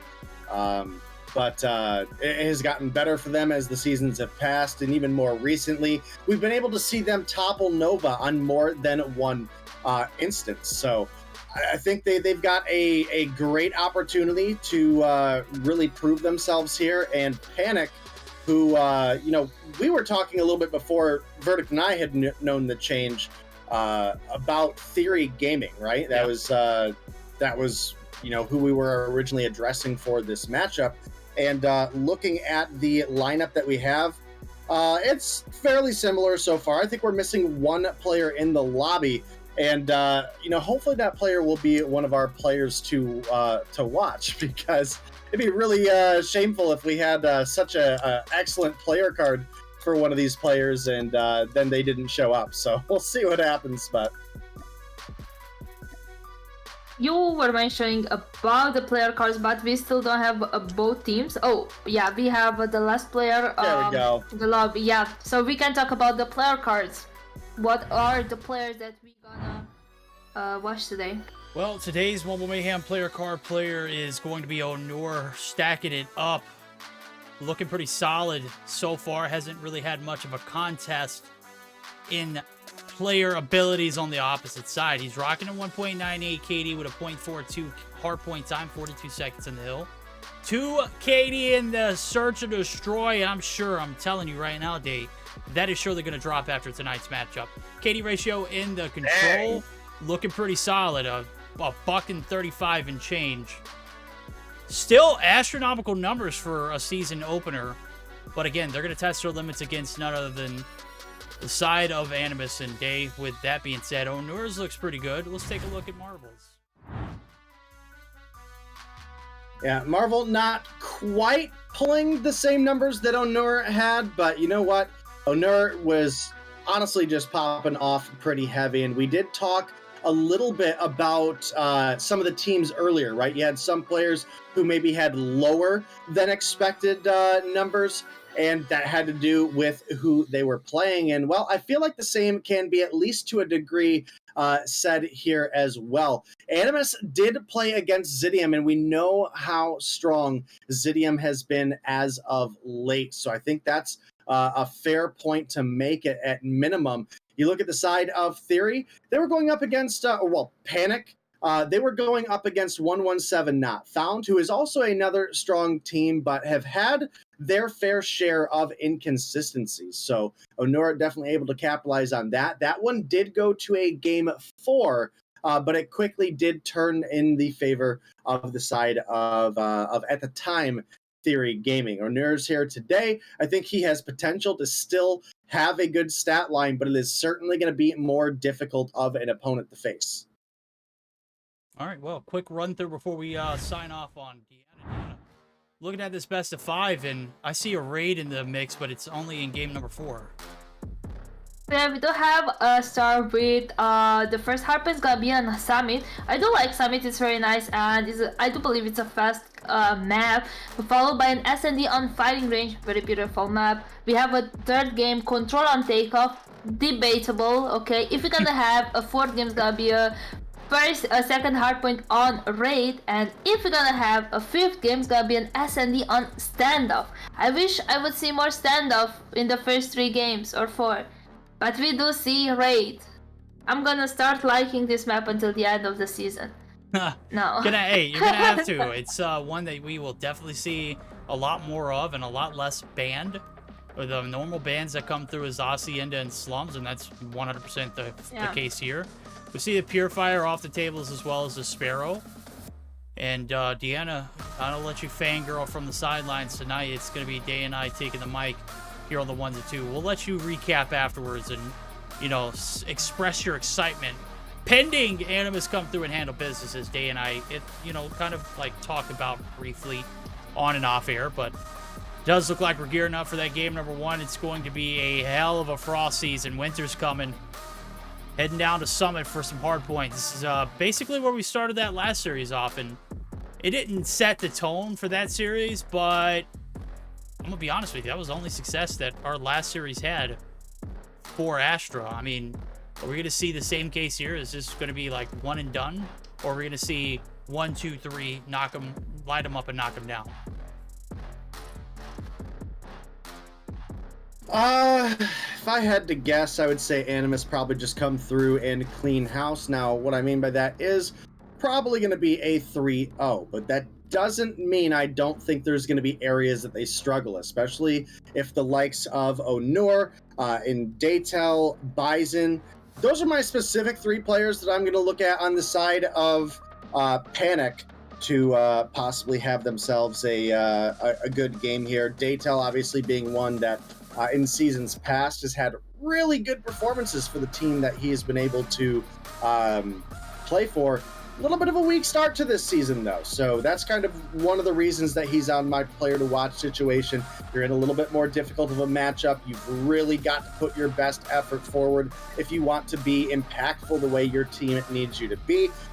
Bison, he was really in the running for that player card for the side of Panic / Theory here today, but Onur's game of the second hardpoint specifically, I think he was 49 and 18. And that was just enough to set him over the top. Bison performed admirably the whole series as well. But obviously, again, Onur just put up worthy numbers, you know? All right, well, we're having a little bit of a technical issue on the back end. Obviously, we're waiting for VC checks to come through for one of the teams who cannot... I guess they're just having issues with VCs. That's the only holdup we've got, Bub. So, Onur definitely going to be the player to watch on... the side of Panic, and right now we're getting geared up for our first game of the series. Put them on ice. Well, we're going to see if we can cold serve it up hot and heavy here on Summit now. We're waiting for Vengeance to ready up. Let's go, Bub. Let's go, bruv. Come on. Let's get this show on the road. It is literally 4:30 my time, and I know it's pretty dang late for them as well. And this is not what we anticipated. Obviously, when we've got best fives underway, it can get a bit dicey, but, you know, for most of the competition on both NA and EU side of things, pretty top-heavy. So we'll see if that top-heavy talent can perform now as we're going to head over. Oh, wait, I got the wrong cam. Or I got the wrong screen. This is not Raid. Just kidding, chat. It's not Raid. We're not seeing Raid. I didn't change it. I thought I changed it. There we go. Jesus. Jeebus. Wrong region. Wrong region. There we go. No ping, no party? No? Okay. Unless you're tech, no ping, no problem. Or unless you're Jez, no ping, no problem.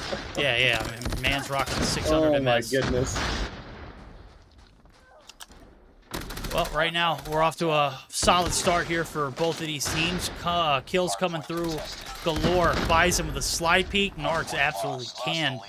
Nonetheless, the refrags are coming in hot, heavy for Animus. They are looking to stroke a little bit. Oh, Marvel! Oh, beautiful sight to see. Love to see the flicks in handy.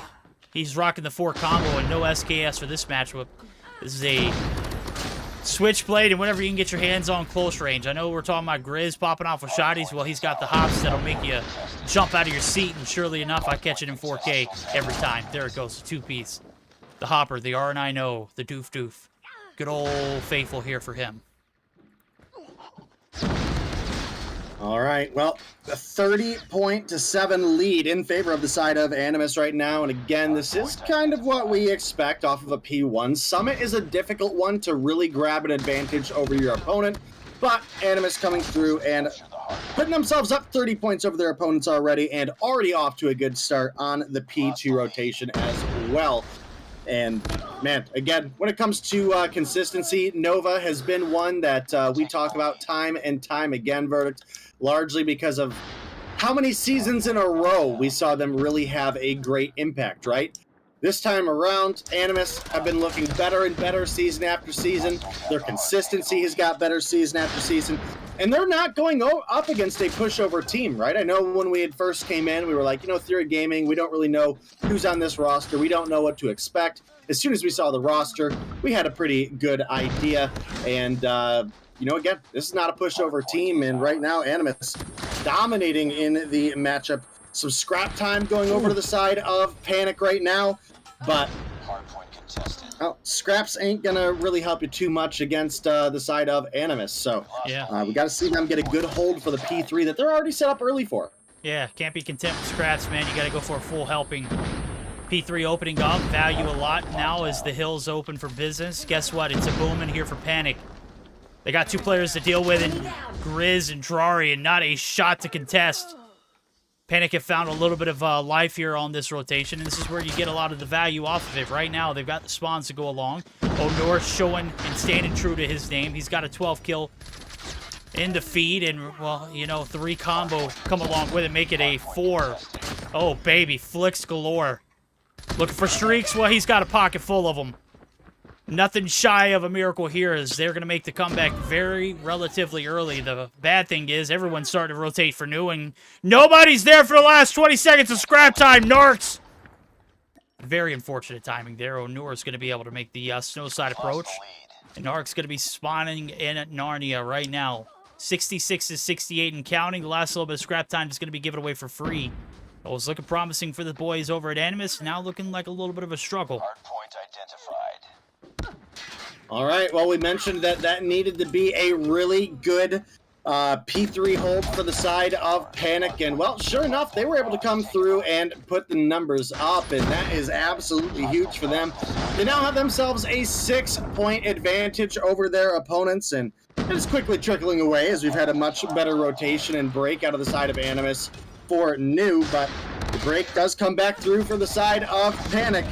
They're looking for some more action, but does look like once again it's going to be the side of Animus, showing that they are a dominating force here in the European scene.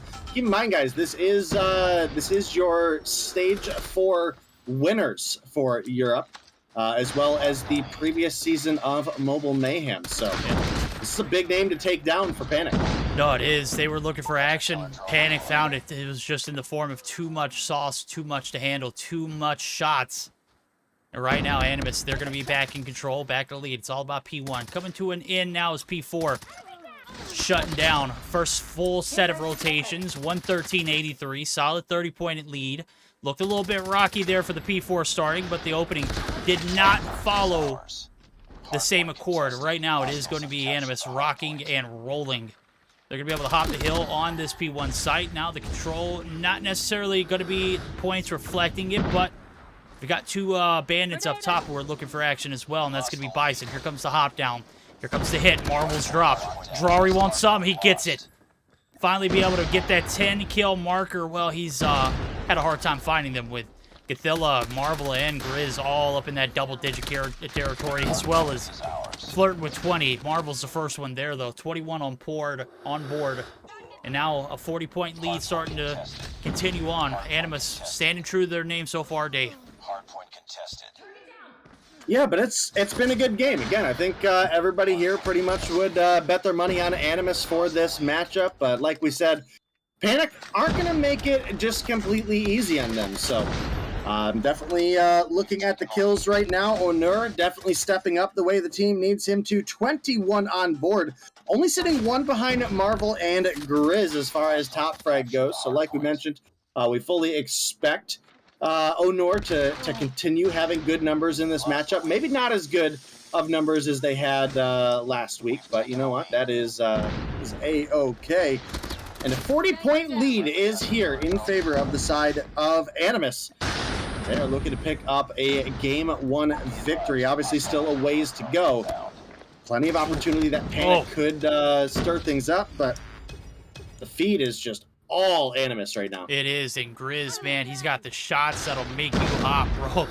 This R9 is just as lovely in his hands, regardless of the scenario, and I've got to say, what was looking like a close game is starting to get a bit out of hand now as you start to see a little bit of traction for Animus. They're starting to get the steam rolling, and a big P3 opening could be a game changer for them to kind of tuck this one down nice and tight. Barely able to grasp the shots there for Grizz as he gets the 2 in the feed. Now he's looking for the respawns.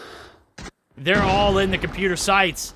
4 players stacking. Who's going to make the first push out? Drari says, hold on. If you're not going to be gung-ho, Grizz, I will. He should absolutely got annihilated. But nonetheless, peaks are in. They are not successful so far for Panic, and now we're at a little bit of a scramble. Was looking like a close game, now starting to get leaps and bounds out of the hands of the players over at the PQ side of things.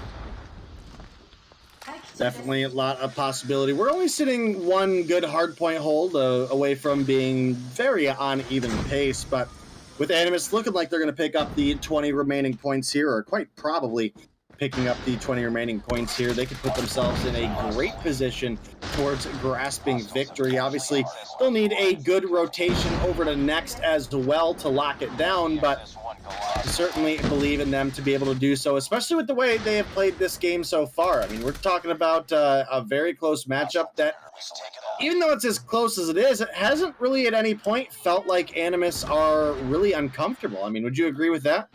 Oh, I would say that they have hardly broken a sweat, and that's with massive kills coming to the feed, a very negative side of the screen on the left-hand side.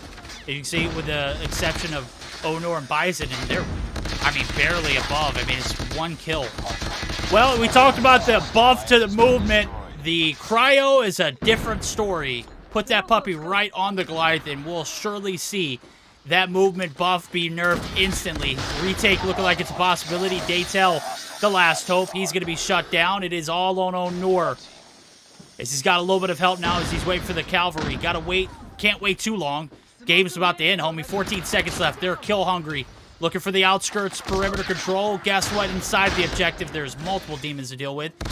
Narcs now last hope there for the closeout. Not going to be able to close it out here before, but they are going to be flirting with a victory day. This is all but over. 100-point deficit, and your opponents are literally 3 points. Make it 2 now as all of that triple time soaked up by Narcs.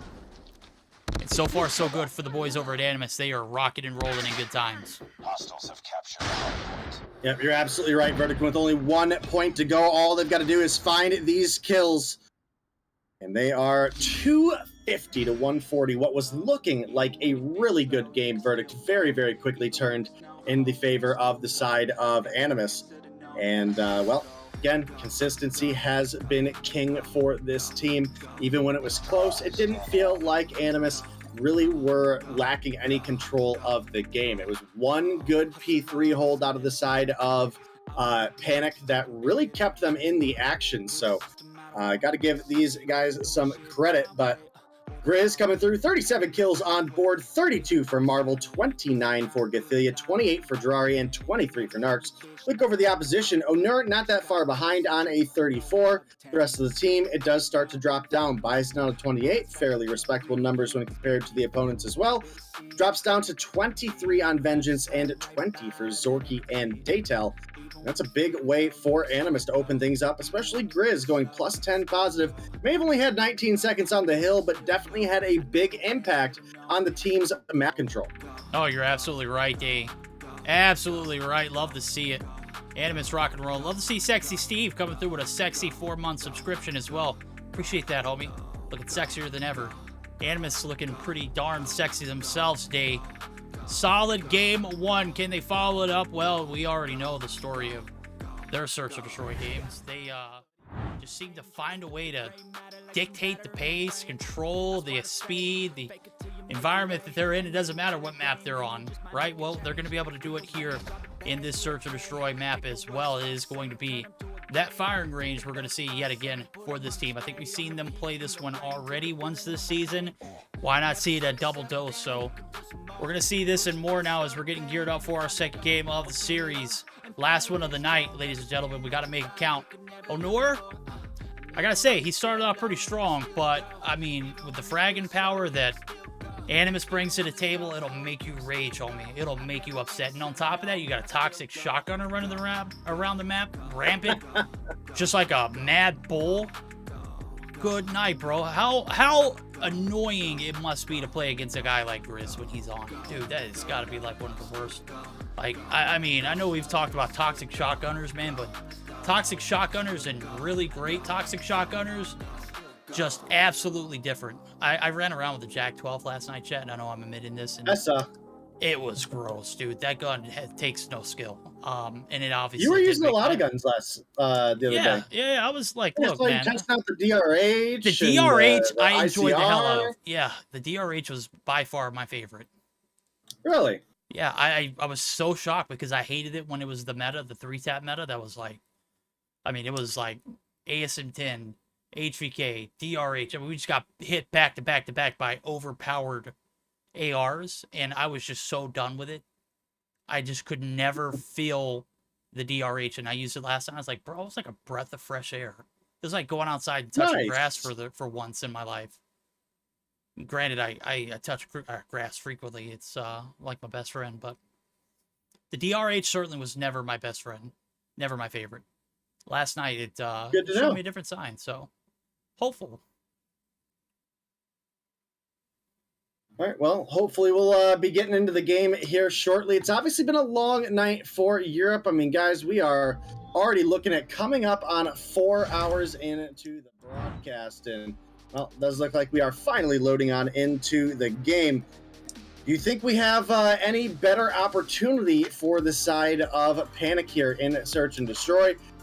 I'm going to go ahead and lean towards no. Verdict Search has been really the playground of Animus for quite some time, so for Panic to come through and possibly have a chance here would be a little bit of a miracle in my eyes. All right, I think a miracle is probably an understatement, but I think one of the things you said earlier was ain't no ifs, ands, buts about it. Well, I know ain't no ifs, ands, buts about the lineup. Marvel's going to be able to get the retaliation. I thought he wasn't sniping. That's why I wasn't spectating him. And I just feel absolutely horrible. I saw the SKS at first. 1-for-1 trades. Bison takes one before he goes. Drari not able to get his shot off. Zorky going to be able to take care of Grizz, who was in the bottom of wood. Right now, already a decent start here in the Search and Destroy. We'll see if it gets any more decent for either of these teams. Right now, it's the A-side hit for Marvel, who has found his way in enemy territory, but he's going to double back. So a little bit of a standstill here for the offense. And so far, so good for the defense. As soon as I say that, everything just kind of, I mean, it just hit the fan.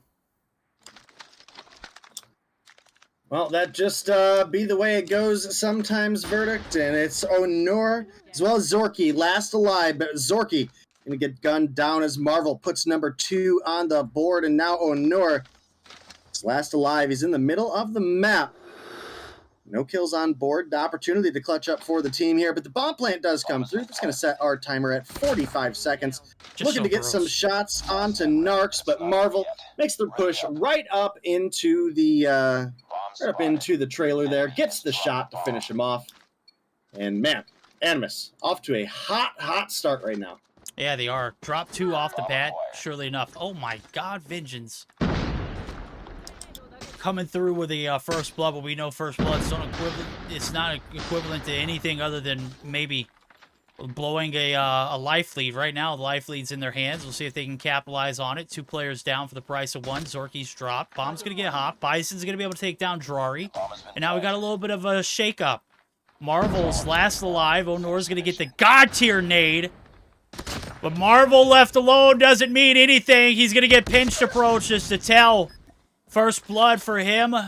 And surely it's a big one. The man himself, Marvel, dropping. Not able to get the 1v4 clutch up, but hey, he almost had a hell of a run there. We're back at even, 1-for-1. Bomb spotted.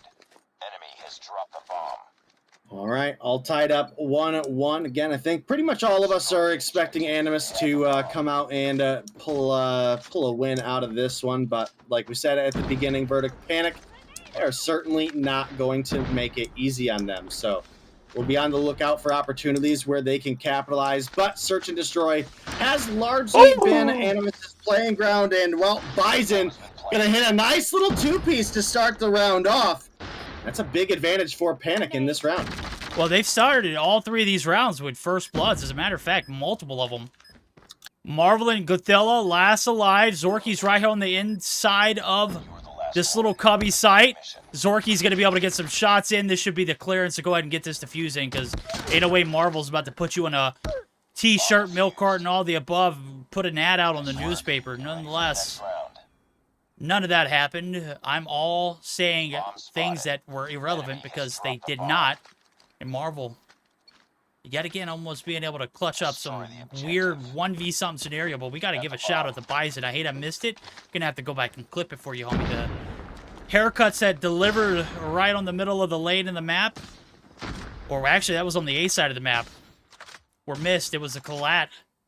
When you're opening up with those kind of first bloods, it's absolutely devastating for the attacking team to bounce back. And right now, first bloods are in favor of Animus, and we'll see if they can play the player advantage to a T. My game crashed again, Verdict. I'm so sorry. Yeah, the game crashed. It's been a long day. Right. Grizz with the two-piece, shutting it down. And here we go. Marvel and squad of Animus. They have rallied the troops. They bounce back, Dave. We're all tied up at 2-2. Ensuing round now. Got to give some shouts to Vengeance. The wallbangs have been impeccable, but nobody is making that transition towards the A side except for one. That's Drari, who's holding off the forces through the backside of the spawn side. It's a B side hit. Grizz opens up with first blood. Bomb has made its way over. Yet not got the clearance that they have liked to see. Bison and Zorky for combined for 2. We've got an even 3v3 now. The bomb's going to go down. Retake game hasn't been strong here for the boys over at Panic. We'll see now as we look for the opening hit. It's Onur who's flirting with the front side of firing range. You got Bison trying to peek the angle. Marvel in a nasty little spot. Make one wrong move, Bison. You'll pay it. Oh! Shots missed. The follow-up, though. It's going to be the Deagle. He's going to be able to get the heady. And now it is all on Onur. Player card to watch. Player card to drop. Onur's down. Narc's final shots blown. 3-2 lead back in the favor of Animus. All right, Verdict's got the 3-2 lead, but it's been a very close matchup, and I gotta say the round starts have been looking very, very good for the side of Panic. If they are able to tie things up here, I think they still have a fair opportunity when it comes to the side switch. So we'll see what happens. Firing range is a fairly balanced map, but, well, we talked about the round starts being pretty decent for the side of Panic, and this one, well, that was not their opportunity. Animus come storming through, and now Zorky last alive up against 4 remaining players. Definitely have to imagine that this is going to be a round win coming through for the side of Animus here. I gotta say, chat, I'm dropping the ball here. I'm trying to spectate all the action, and surely enough, every bit of it that I've caught has been like tail end receiving or missed completely. I'm trying to do better, but it's very difficult to multitask. That excuse. I'm an old man. I'm a bot. I'm terrible. I'm an awful spectator. Nade shots come through. Narc's gonna be able to get the chuck to land. Gothilla gonna be able to find one too. Good night. It's raining nades. Just like the arrows were raining down at 300. Good night. You just can't even see anything. There's definitely not clear skies. Clear shots from Onur. Looking for some pure hearts to take down. Oh, can he make it in trailer? He cannot. Gothilla shuts him down. And Gothilla going to be able to make his way into the wood side as well. Vengeance trying to knock on the door. Can't get in. Someone's home. Finally going to be able to make the backside approach. But guess what? Gothilla's nicely tucked inside this corner. And surely enough, you rounded wrong way, you'll be paying the price. So, Vengeance and Bison staying away from it as far as possible. Last 2 players left alive. We'll make it 1 now as Bison's going to get dropped by Marvel. We got a 1v3 day. This is starting to develop into a game where we anticipated it to, you know, end, right? Yeah, I mean, again, I think this has been one of Animus's strongest game modes, and even though a couple of the rounds have been close, and even a couple of the rounds have been in favor of Panic, it's going to be a struggle for sure, and Animus are usually very good about playing their 2s, so we'll see how they do make the rotations here. You've got Marvel, who's sitting on an 8. You've got Narcs, who's sitting on a 7. They're up against Vengeance, who did get the bomb plant, but is only sitting on 3 kills, and, well, does look like we're getting a rotation out of Marvel right now. I think he's definitely giving his position away on the sprinting, though. Doesn't matter. Doesn't matter. Yo, Shorty in hand coming through. That was, I mean, that. Yeah, that I mean, just hurt a lot. you remember watching Jurassic Park, right? You remember seeing those Velociraptors just being way smarter than everybody else and everything else that they hunt. Yeah, oh, yeah. That is exactly what I just saw. It was like Velociraptor mentality. You had Narcs just spraying away like, hey, I'm over here, homie. This is where I'm at. And all of a sudden, you got the one who's pouncing in Marvel, and he rounds the corner. He's got the disgusting Shorty that we should never see again. Right day, wrong. We've seen it a lot in LATAM. We see it now here at EU, and he gets the 1 burst in, and sure enough, finds the 1 kill within the approximate range. So moral of that story, Chad, is don't go into the high grass. They're in high grass right now, Dave. You're loving the don't go into the tall grass. I'm all in it, bro. I'm fully invested. Hey, you know what? That's what we love about EU is all the verdict energy, okay? And speaking of energy, that's about everything that the side of Animus have right now. They've got energy, they've got momentum, they've got purpose, and that is definitely looking to be a solid game win for them. Shy of, honestly, at this point, verdict, it would be a absolute miracle comeback out of the side of Panic to even send this one to overtime, let alone to win. So I'm pretty much cashing in on this one. Our bets were on the likes of Animus, and well, it is looking like that is coming to fruition right about now. Yeah, surely enough. First blood comes through. Grizz, Madman, sitting on 7 right now. He's going to sit on 7 for the remainder of this one. Onura's going to be able to find Gathilla. Right now, Jarari going to get the intel. There goes the flashbang. He's not going to be able to reap the benefits of the rewards of being able to get the flash to hit. Nonetheless, bites off a little more than Chew, peeks the angle. There's 2 there, homie. That's very unfortunate. Now it's Marvel and Narcs. The 2 Raptors left alive. Looking to keep this 7-2 dream alive. We'll see if they can make something happen now as the hit is coming. It's on the B side of things. Narc's going to get the call out. There goes the smoke. Onur. Oh, boy. Good shots. Going to be able to take down now. It's a 1v5 for the 7-2 victory. Right now, it's looking a lot like a 7-3 potential. Maybe even a comeback if Panic can make something happen. They got to find a way to shut down Marvel. He's got 1 on his belt. Looking for more this round. Onur making him eat bullets. He's going to put up some more shots. Shuts him down. We've got another round. Panic, stay alive. Panic staying alive, but hanging on by a thread, verdict, and we'll have to see if they can keep finding rounds again. We thought it'd be a bit of a miracle if they even got us to overtime, let alone winning.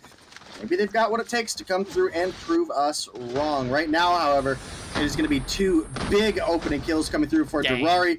Catilia finds next. That's going to leave Vengeance and Onur last alive in a 2 versus 5, and this one, verdict is looking like we're getting rid of the head to control. Sure enough, the final kills come through, and Animus, duly as expected, going to come through with that 7-3 victory, fairly convincing when it came to the search and destroy. And similar to what we said about the hardpoint, even though we saw a couple rounds come through for the side of Panic, honestly, bro, it never felt like Animus didn't have control of that matchup. So, big game for Animus. Panic, I mean, you guys put up a hell of a fight, but I mean, a hell of a fight when you're up against Animus is... the bar is set very low to call it a game. Well, I mean, we anticipated this one would be close in relativeness, and right now the hardpoint is the only successful close approach we've seen. That search and destroy, bar, you know, anybody else that steps in a ring with Animus, it's almost expected. It's almost granted. It's almost given. You already know when you're talking about search and destroy talent, this roster is filled to the brim. If you're not talking about the sniper talent, you're talking about the demons that roam the map and find those first initial entry frags. Well, man, I gotta tell you, when you've got madmen like Riz running around rampant, you got Godzilla popping off, I mean, I mean, of course these guys are going to be able to win. I didn't even get to catch Gerard with those two-piece at the beginning of that last round because Mans was sitting on 2, and I was like, bro, ain't no way we're going to see, you know, more than 2 here out of, well, guess what? He got 2 more, doubled his productivity, and that was enough to get the job done.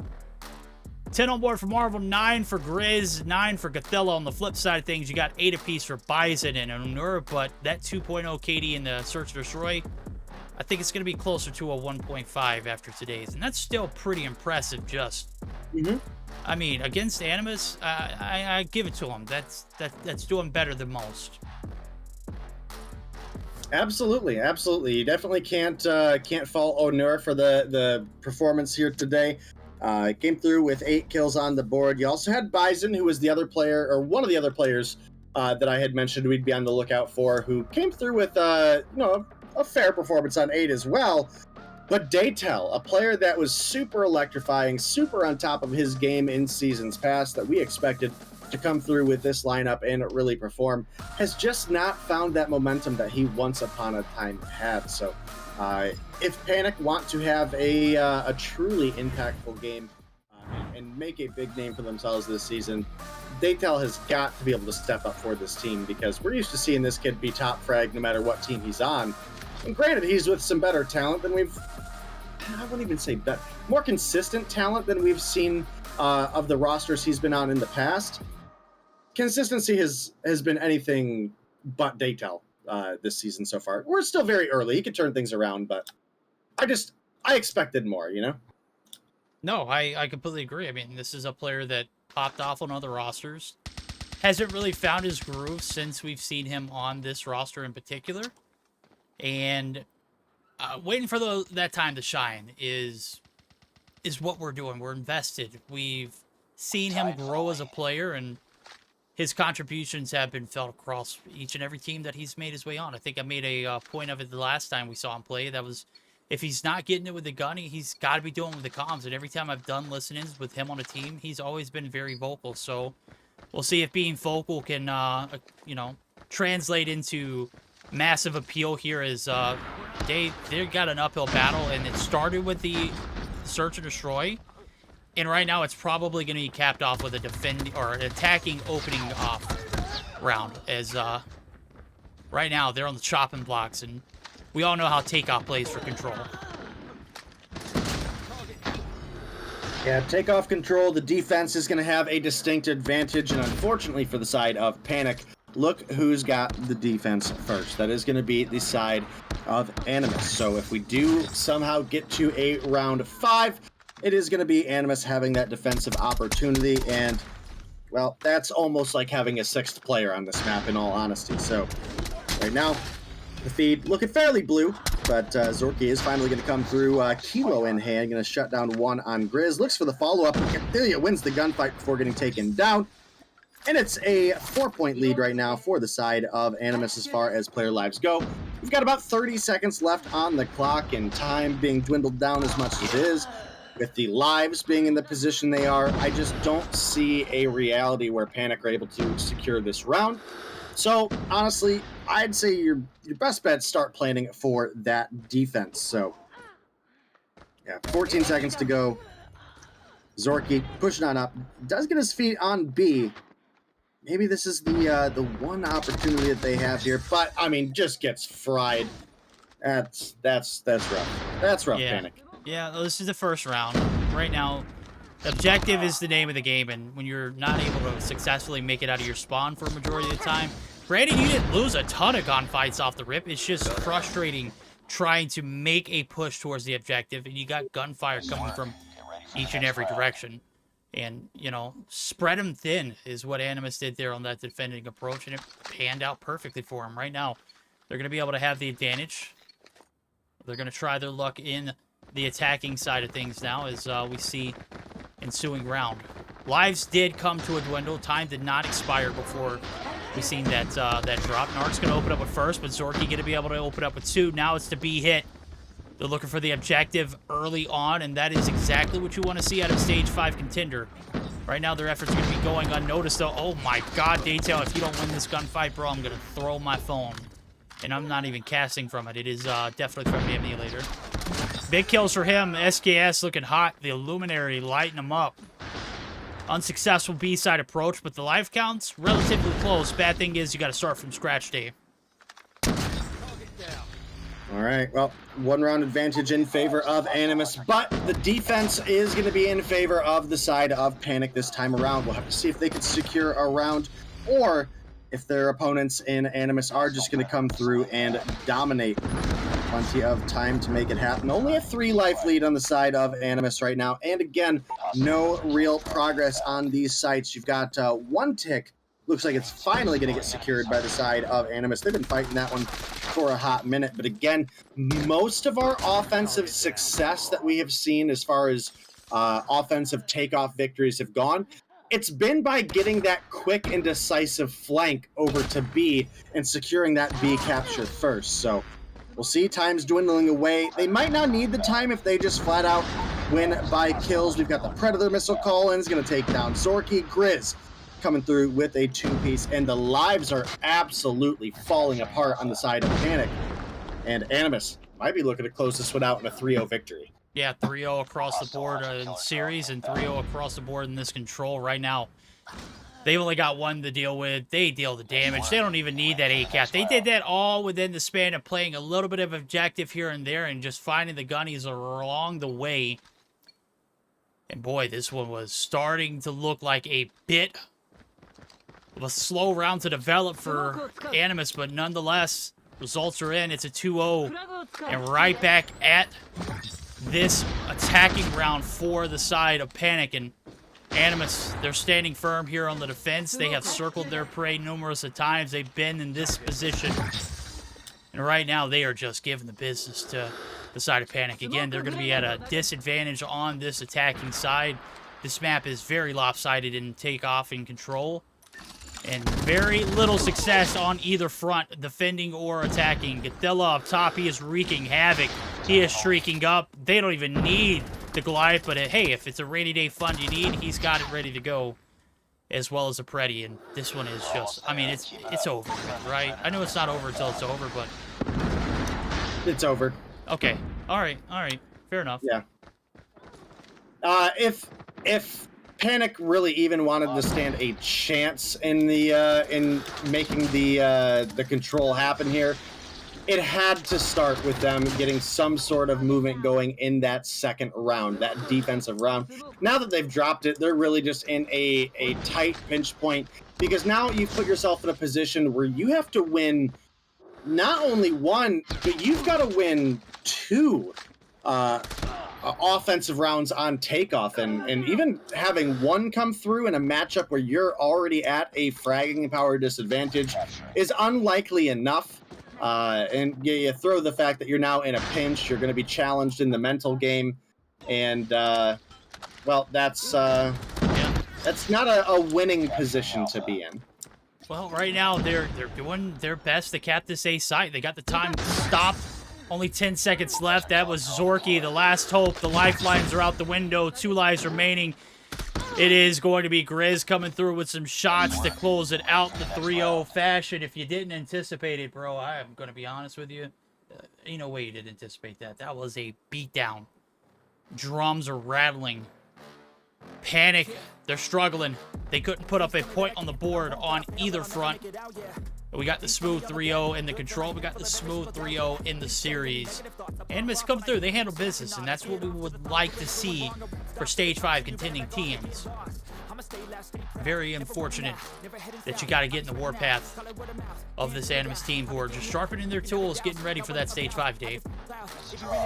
Yeah, and it didn't appear Animus were holding back at all. They came through with an absolute fury in this matchup, and they closed it out in very convincing fashion across the board. I mean, again, the early and middle stages of the hardpoint was looking like a pretty close matchup, and then it landslided away from the side of Panic. And, well, the search and destroy was pretty much just all Animus the whole time. And obviously with the 3-0 victory coming through in control on takeoff, nonetheless, getting that round 2 offensive victory. And as you mentioned, without even getting the time extension of an A-cap there. So just dominant force in the likes of Animus here. And as a well-deserved 3-0 victory. Yep, there we go. Well-deserved. That means we're going to be well-deserved to be in the presence of greatness. Deanna going to be joining us back in the booth. How's it going? How did you enjoy? Was that not entertaining for you?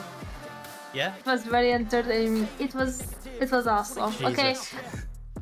What do you mean? We didn't saw raid. It's a first, so we didn't saw raid. But before I'm starting to talk about the games, I just did not have the time to tell you guys that you both look absolutely amazing today. I just saw on the stream. I was like, I need to, to take some time to tell you, So, yeah, like always, you guys look absolutely amazing. But yeah, the hardpoint starts a little bit promising for the side of Theory, but then it was that break that Animus always does, and managed to came with a win. Second, going into S&D, you guys always say S&D is the playground for Animus. And I do believe Animus is one of the best S&D teams in EU, so I was not expecting to do something else beside the win, and then the control was absolutely amazing. Animus had the control the whole time, so yeah. See what you did there. I'm not fangirling. Yeah, I'm not. Well, I mean, you can only contain your excitement a little bit. I mean, it's seeping out of your sweater right now, just like the Jurassic Park logo. And look, you inspired me to make the Raptor reference, and I gotta say, I don't think I've ever seen a better analogy in that moment. Like, they were just like clawing away, just like, hey, I'm over here, homie. You just watch Jurassic Park if you haven't watched it. It's a great movie. The new ones, not so much, but the old ones, I mean, they're bangers, bro. I mean, just like we had some banger matchups tonight. Definitely one of the better days in EU. 10 times better than NA on Thursday day. I know you can agree with me on that one. That one was frustrating. I think frustrating is being very generous. Too polite about it. Yeah. Well, I mean, even with EU being better, we're still got a lot to go. And I'm gonna be honest with you. If you missed out on the action, you can check it out on the YouTube VOD. And if you're here from YouTube, go ahead and click that subscribe button, turn the notifications on, and smash that like button. Get those algorithms going. Taking a look at the results from the day. 2-3 win for 117 not found. Icy take the very fiery matchup, which was pretty damn spicy 3-1 fashion. Then we got the sweep coming through for the 3-0, and Animus making panic, no pun intended.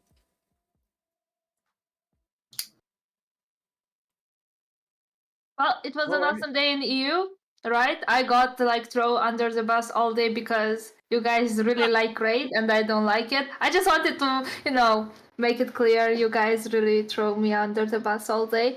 But overall, I'm actually very happy for being here. I'm not going to be able to much longer. There you go. Yes, get it all out. I'm gonna miss you. Okay, you are allowed. Okay, you are allowed, Day, but That's not right. verdict. Not my report somebody. Not now. Oh my god. I thought. Poor verdicts. I thought Exactly. ratioing her on Twitter would have been enough, but Oh, look, no. I get it. I didn't ratio her yet, but if you want me to, I can drop the link in chat so we can make sure that ratio happens. You know what? They're probably gonna team up with Deanna. This is not a good recipe for success. Maybe we I don't know. They teamed up. They teamed up with me on the whole raid thing last time. So okay, so maybe I should drop it. We'll go ahead and just initiate mission ratio Deanna. But you know what? I gotta say, she makes a point. Like, there are some maps that you love to play, and there's some maps you hate to play, but you love to see. I think my favorite map to watch play in a competitive environment was definitely Hackney Art, but I hate to play that map. I mean, it's not even close. I hate playing Hackney Art. I'm so god awful. Disgusting. It's just gross. But I think over the time you get to see raid, I know as much as you hate playing it, you'll start to learn to love it. a little bit more and just put that aside, because that's what I did with Hacking Yard, and I still to this day, even though we don't cast it, I would enjoy watching Hacking Yard hardpoints. They were great to watch. No, I don't agree. No, that's it. Ratio coming in. Everyone go like the tweet. Go like the tweet right now. We're going to go ahead and pin it. Ratio the hell out of Deanna. Help me out. The cause is for Verdict's pleasure. So, all right. Guys, I need your help. I need your help. So don't let Verdict to ratio me, right? I'm sorry. I pulled a day there. I just muted her. I control the power. I've got it. Ah! You guys see? Verdict sucks, chat. Verdict sucks. All right. Before we head out, I don't know if the standings are up to date. Hey, Hirsch, how you doing, buddy? I know I've been in here for a long time. Standings looking spicy. 40 across the top for Nova and Animus, exactly where we would expect them to be at. Limitless right under there with a little bit of a blunder and a slip up this week, sitting at 30. 25 for Not Found. I2K Icy looking spicy with 20. Theory Gaming as well as Xitium right there with that three-way tie for 5th, 6th, and 7th. 5 for Astra and 31ers. Hey, I've not found luck at all this season. Very unfortunate for them, but they've had pretty solid matchups to start off their Mobile Mayhem debuts.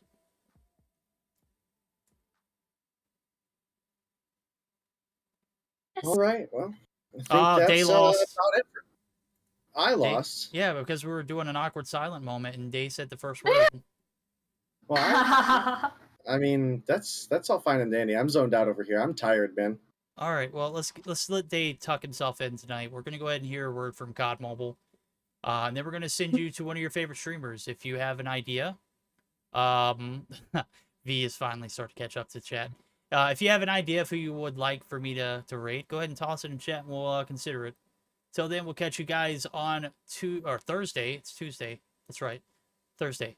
Well, we will conclude the ratio of Deanna and her hatred towards Whoa. Come back tonight on that's right, yes. Trovo.live/Bobby Plays and catch Verdict and Bobby getting the cast together. I'm literally slipping. I'm dozing off too now. Yeah. It's been a long day, You are bro. zoning out. Yeah. You are I'm zoning. zoning. I've been training my replacement at work, so I'm just mentally checked out for the day. All right, well, mentally check out this COD Mobile ad, and then we're going to shoot you over to somebody you like to see. We'll see you Thursday. And tonight, if you come by.